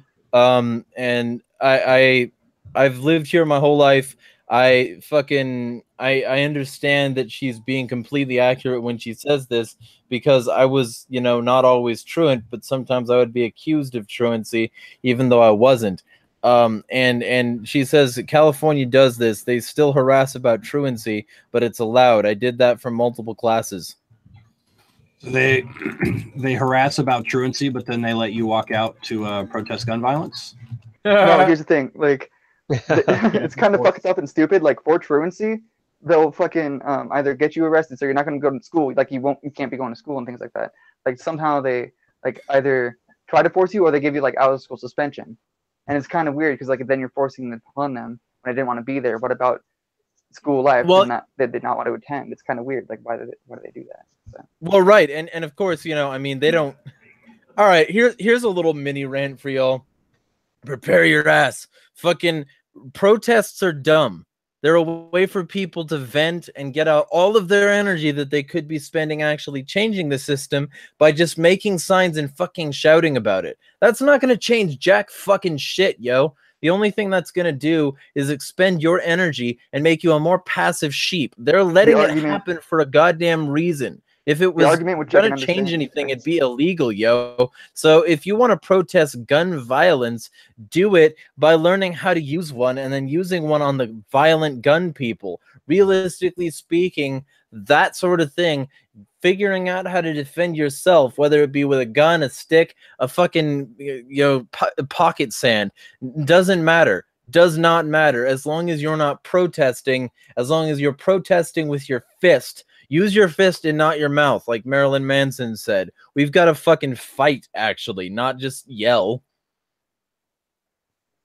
Okay, I like your rant, but I think you're missing a crucial point. The argument is that it's about awareness, but there are better ways to get awareness out there. Sometimes you can hurt your cause by just shouting and being angry, like we see with the reasoning motherfuckers, right? All the fucking screaming people yelling about white privilege and all that. We can see how that, makes your what you're trying to do look worse. So of course I can see protests as being completely useless. Most of them are completely useless if you're doing that. But at the same time, like do certain protests or like spread the message a different way. There's more forms of protest than standing in a crowd with signs and picketing. That's one form of protest. There's many, many forms of protest. So I don't think that all protest is dumb. But yeah, that kind of protesting is completely ridiculous. And I guess I should have said street protest because that's something close to what because you're not going to stop gun violence by shouting about it. You've made it more fucking popular. People want to march after themselves. They want somebody to finally pay them some sort of attention that isn't just shoving them in a locker. Maybe you shouldn't give that to them by encouraging it, by making it a big federal fucking issue. I mean, Jesus fuck. There's fucking corporate coverage. There are mainstream outlets and mainstream corporate bullshit outlets that are like fucking backing these things, and you think that this is something that's going to fight the establishment? Fuck you. Well, it's worse than that, of course, because He's my dead. kids. Well, no, my kids go to a quote unquote wealthy county. I mean, Albemarle County in Virginia is considered fairly wealthy, and they go to those county schools, and almost every teacher in that school at the elementary level are all communists. I mean, my middle son has actually been told by a teacher, quote unquote, that it's unfair for him to be more successful than other kids. I mean, I was told that too. like everybody involved in the system, I just, by like a natural primordial level, I just do not get along with them. There's no way that I will ever see eye to eye with these people. And because of my circumstances, like I have to give my kids to them for 8 hours a day. It's like, it's a travesty just by itself, just to think about. And they have so much control over kids. And as parents, again, like you're broke. I get it. Like both parents have to work to barely make dues and to make by. And they don't really have much of a choice. And of course, the state forces it upon you. Like, unless you figure out these special loopholes, which for me in my county and my state, it only starts at the high school level. At that level, I can finally pull them out and have some other alternative other than spending basically $1,000 per child a month for private school. I'm like, I can't afford that. There's no way. Like, you have to be quote unquote super wealthy to be able to afford that. And I have 3 kids that I would need to do that for. Like, I'm going to spend $3,000 a month to put them in private school. It's impossible. So basically, I have no choice but to put them in this crappy, shitty system that's teaching them communism. That's the reason why, I look forward to the day when they're all high school age and I'm just going to pull them all out. Right. Well, and that's sort of part of the point. It's like a non-cage free chicken, right? You've got the free range chicken, and you've got the ideal picture of a chicken that's still going to be slaughtered someday, and that chicken gets to wander around in a bigger box. But you've got these chickens that are in small boxes, and they're the ones fed to like the poorest people because they're the cheapest to raise. And that's theoretically the same thing that these tax farmers are doing by giving us like incrementally higher levels of freedom. We're still going to be slaughtered someday, but the worst circumstances growing up will generally produce an underclass that is too concerned with petty nonsense to fight back against any sort of corruption.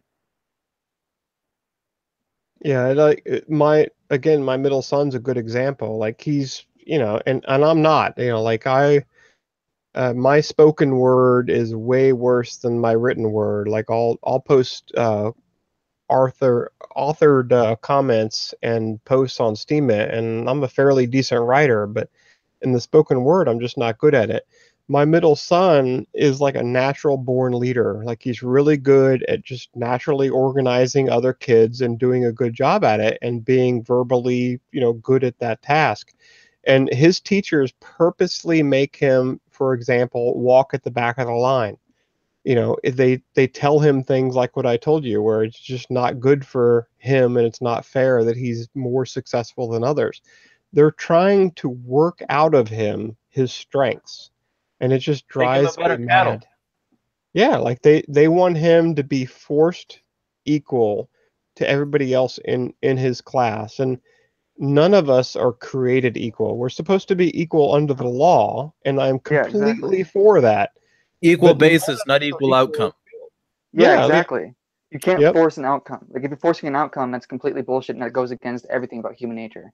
We are not equal. We're supposed to be treated as such, though, for the opportunity to do it. And if you can't do it, you'll find out if you try. Don't assume you can't. That's also another thing. You don't know if you can't do something until you don't try to do it, or you know what I mean. I think I fucked that sentence up, but I think my general idea has gone through. And so like it's really kind of irritating to me when people say that not everyone can do it. I'm like, yes, I realize that, but if they can't do one thing, they're not shut off from everything else.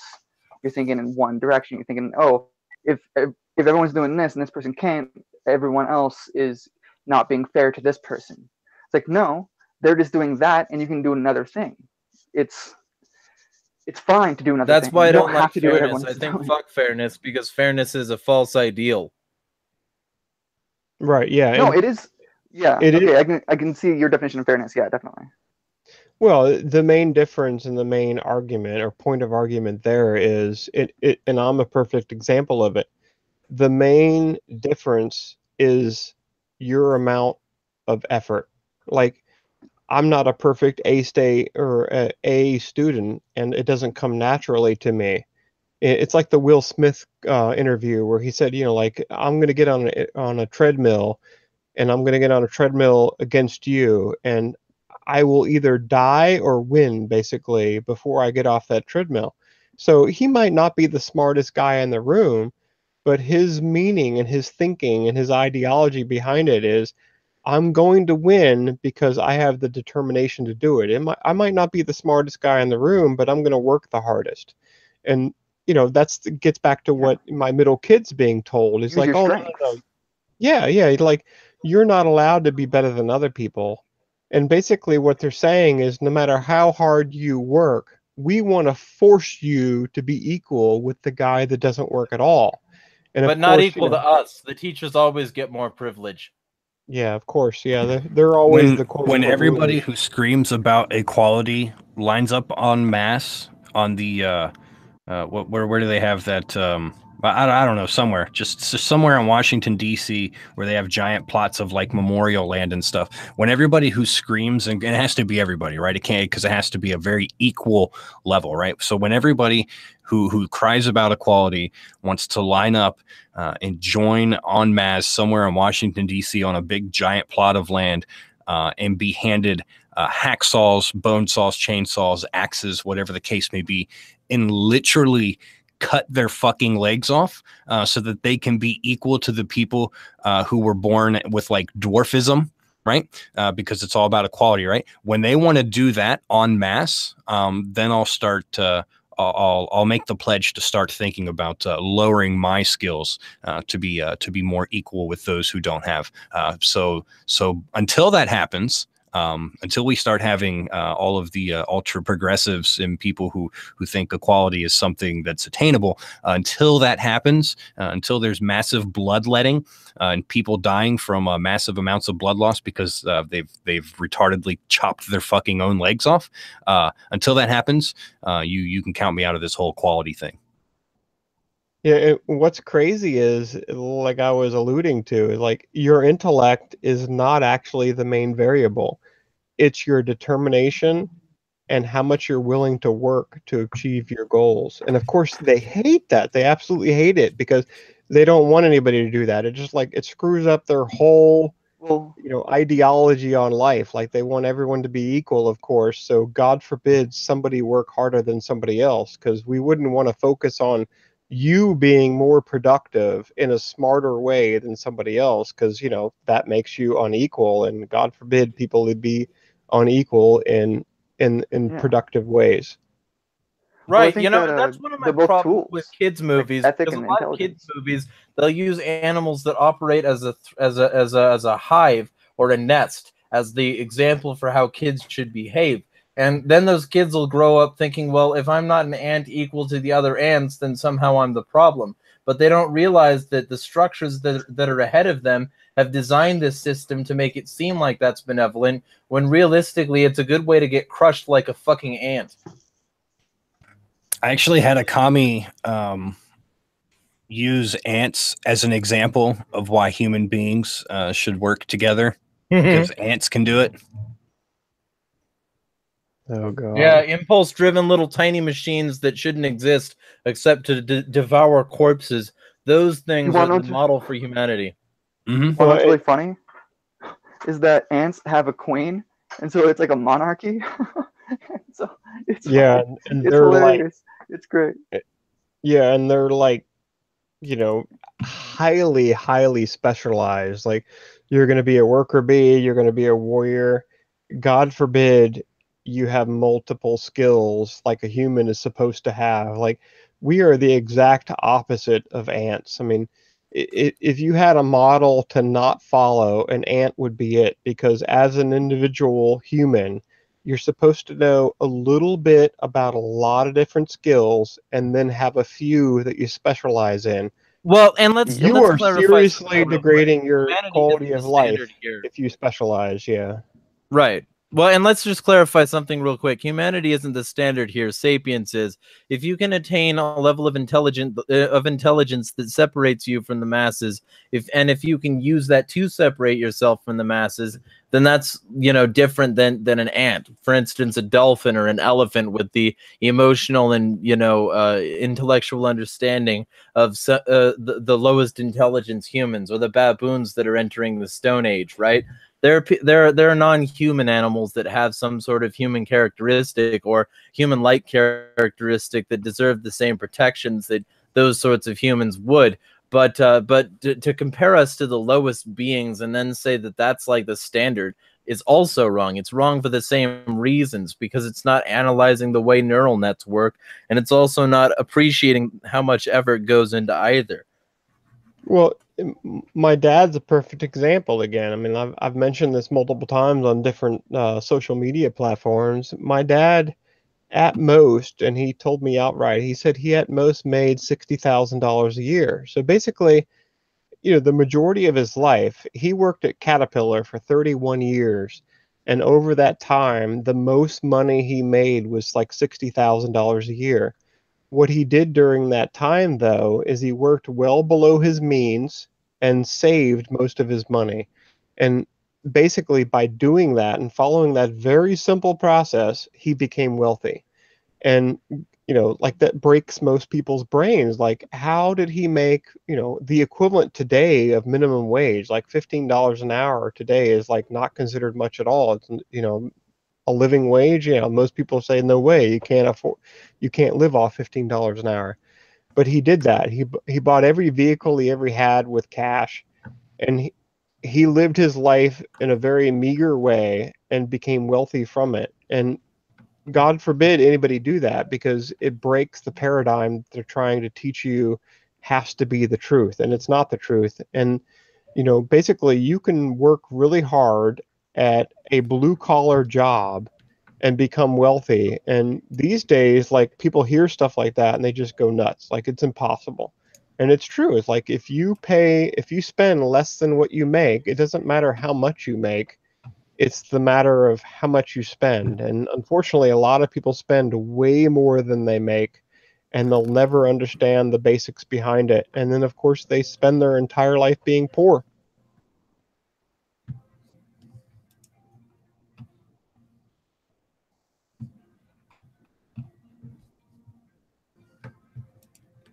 Yep. They don't want to, they can't do anything about it. Really. They can, but they choose not to. That sounds There's like always that should someone be a to personal blame. problem. Yeah, there's always someone to blame. At the end of the day, someone always wants to blame something else. It's But like, sad there's a to difference me. between like having something actually do that versus pointing at it every time. Because if it's doing that every time, how come you haven't been able to change it? And like, if you keep on trying to change it and you can't, then at that point in time, you know, get rid of the system that's there. Yeah, and the beauty of our system, of course, is that you can be a blue collar worker and, you know, working an assembly line as a machinist like my dad did and still become successful. And, you know, most people today don't realize that that's even possible. And for a lot of people, it's not, because they've not put the work and productivity into learning the skills required to do something like that. They just basically accept that, oh, I went to college and I should be successful. Like, no, it doesn't work that way. You actually have to be, you know, you have to Yeah, have a skill that's marketable to the network or to the market that people find exactly. valuable. And if Now, you if don't you have a skill like teach, that, you're screwed. yep. I mean, if you learn a skill like gender studies is usually the worst one to go with, right?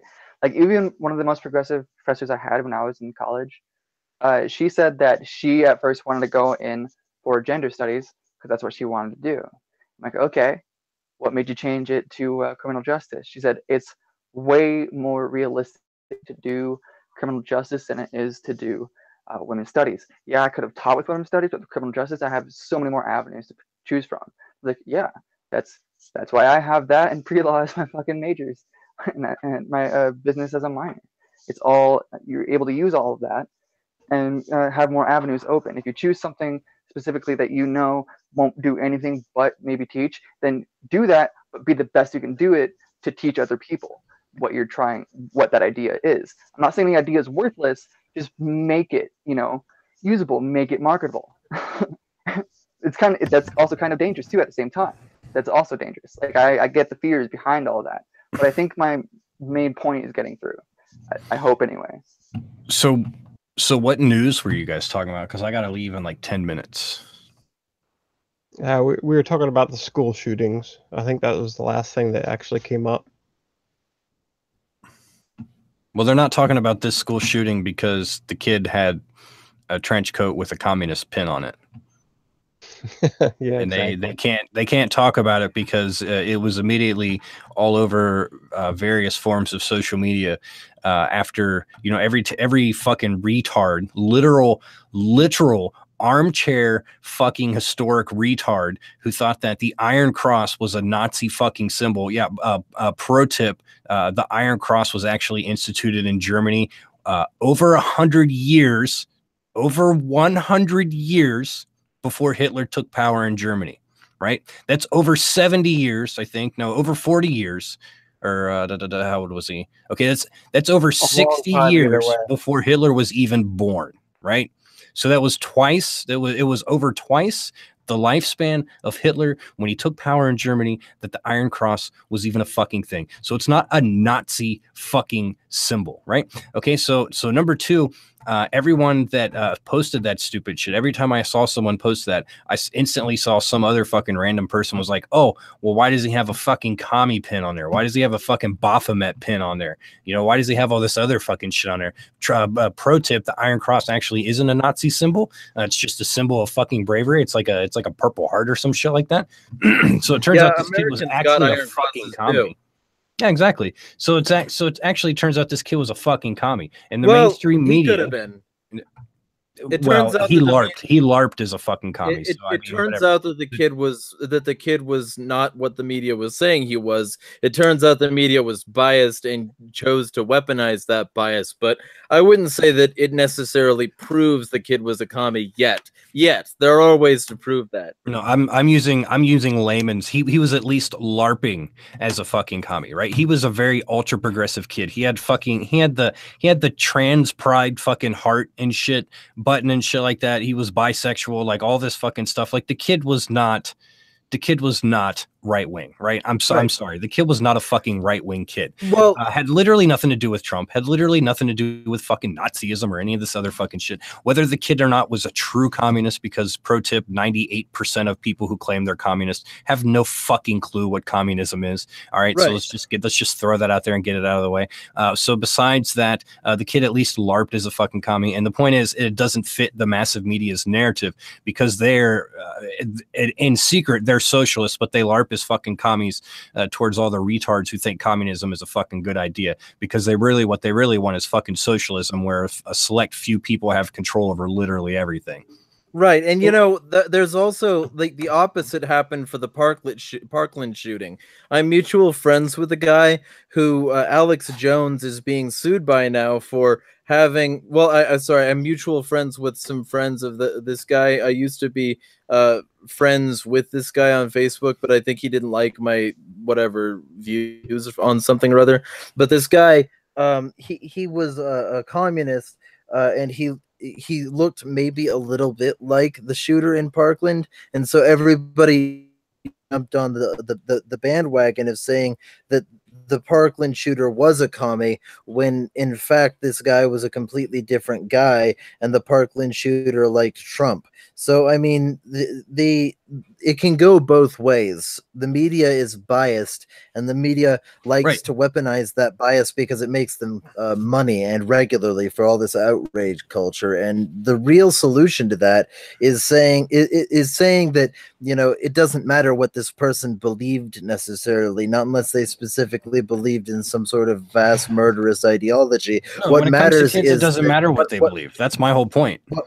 Right. What matters is that they should have been treated better so that they never chose to murder people. That's what really matters. Or that people should be more responsible parents, take an active role in their kids' life, and they would know about this stuff before it happened. And you know, there are plenty of other solutions. I want to caution against saying that this kid was a commie and that therefore communism is bad. Or that, no, that's not what I'm saying at all. I'm saying he was a commie. He was LARPing as a commie, so therefore that's why it's not in the fucking news cycle. It's not in the news cycle. Right. Nobody's talking about it at all in the news cycle. The only people talking about it are on the alternative forms of media. People like me, people like you, like literal who's on the fucking internet. The media is not talking about it. When it came to the Parkland thing, because the kid had a Trump MAGA hat thing or MAGA face fucking mask or whatever the fuck, it was 3 fucking straight weeks of coverage on this kid. That's my point. It doesn't fit their fucking narrative because the mainstream media, them, even Fox News to a certain extent, would fucking, they'd love the ultimate goal of fucking socialism because they'd be part of the in fucking crowned elite establishment too, so it doesn't really fucking matter to them. Oh dude, okay.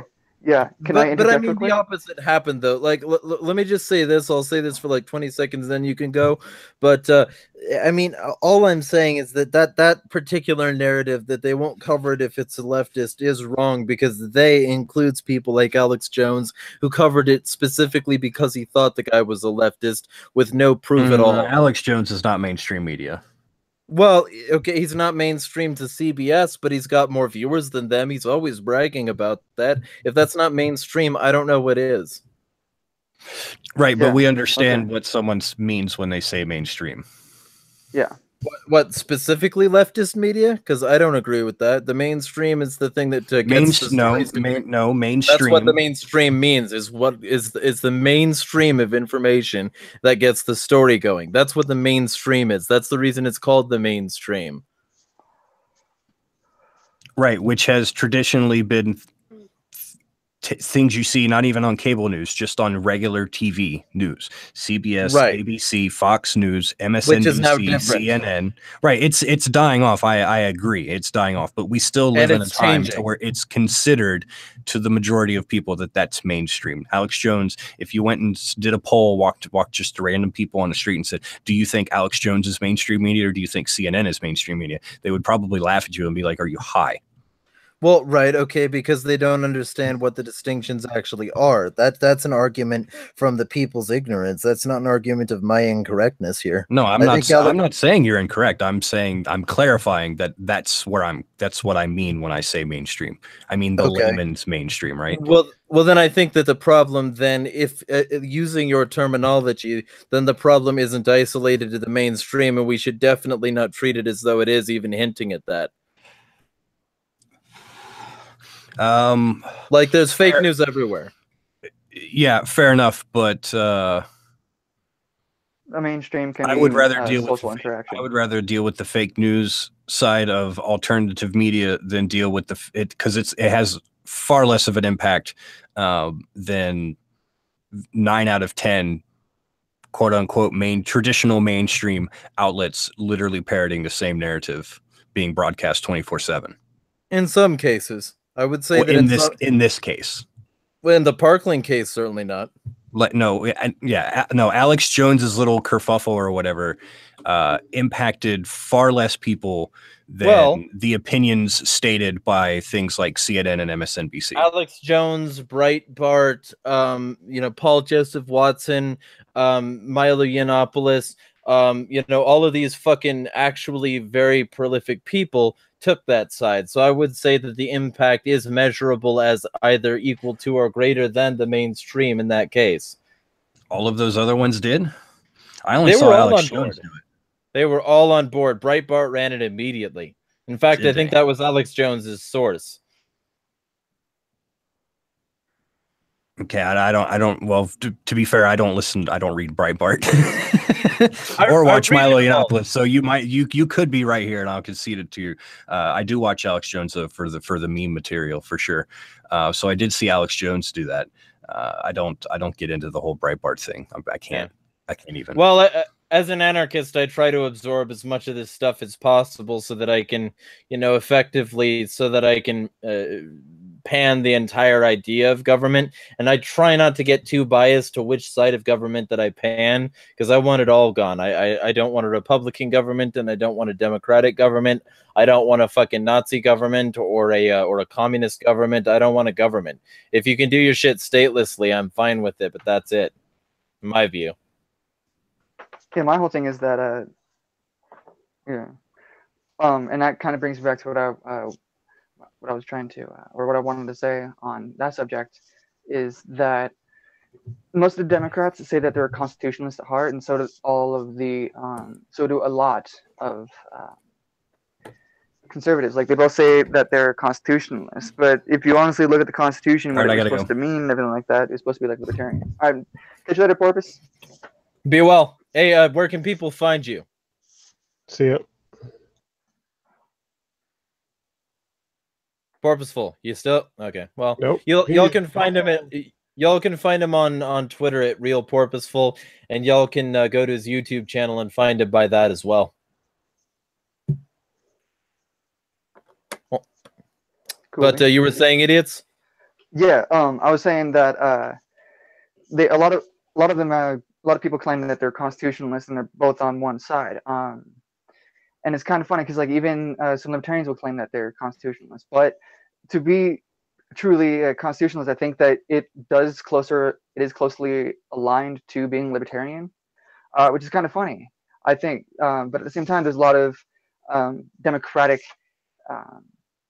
laws written in there, or amendments written in there, and there's a lot of conservative amendments written in there, so like they say that they are and are not wrong either, but if you look at it and what it was supposed to mean about liberty, pursuit of happiness, and all of that, it's closer to libertarianism than it is to either one of the sides.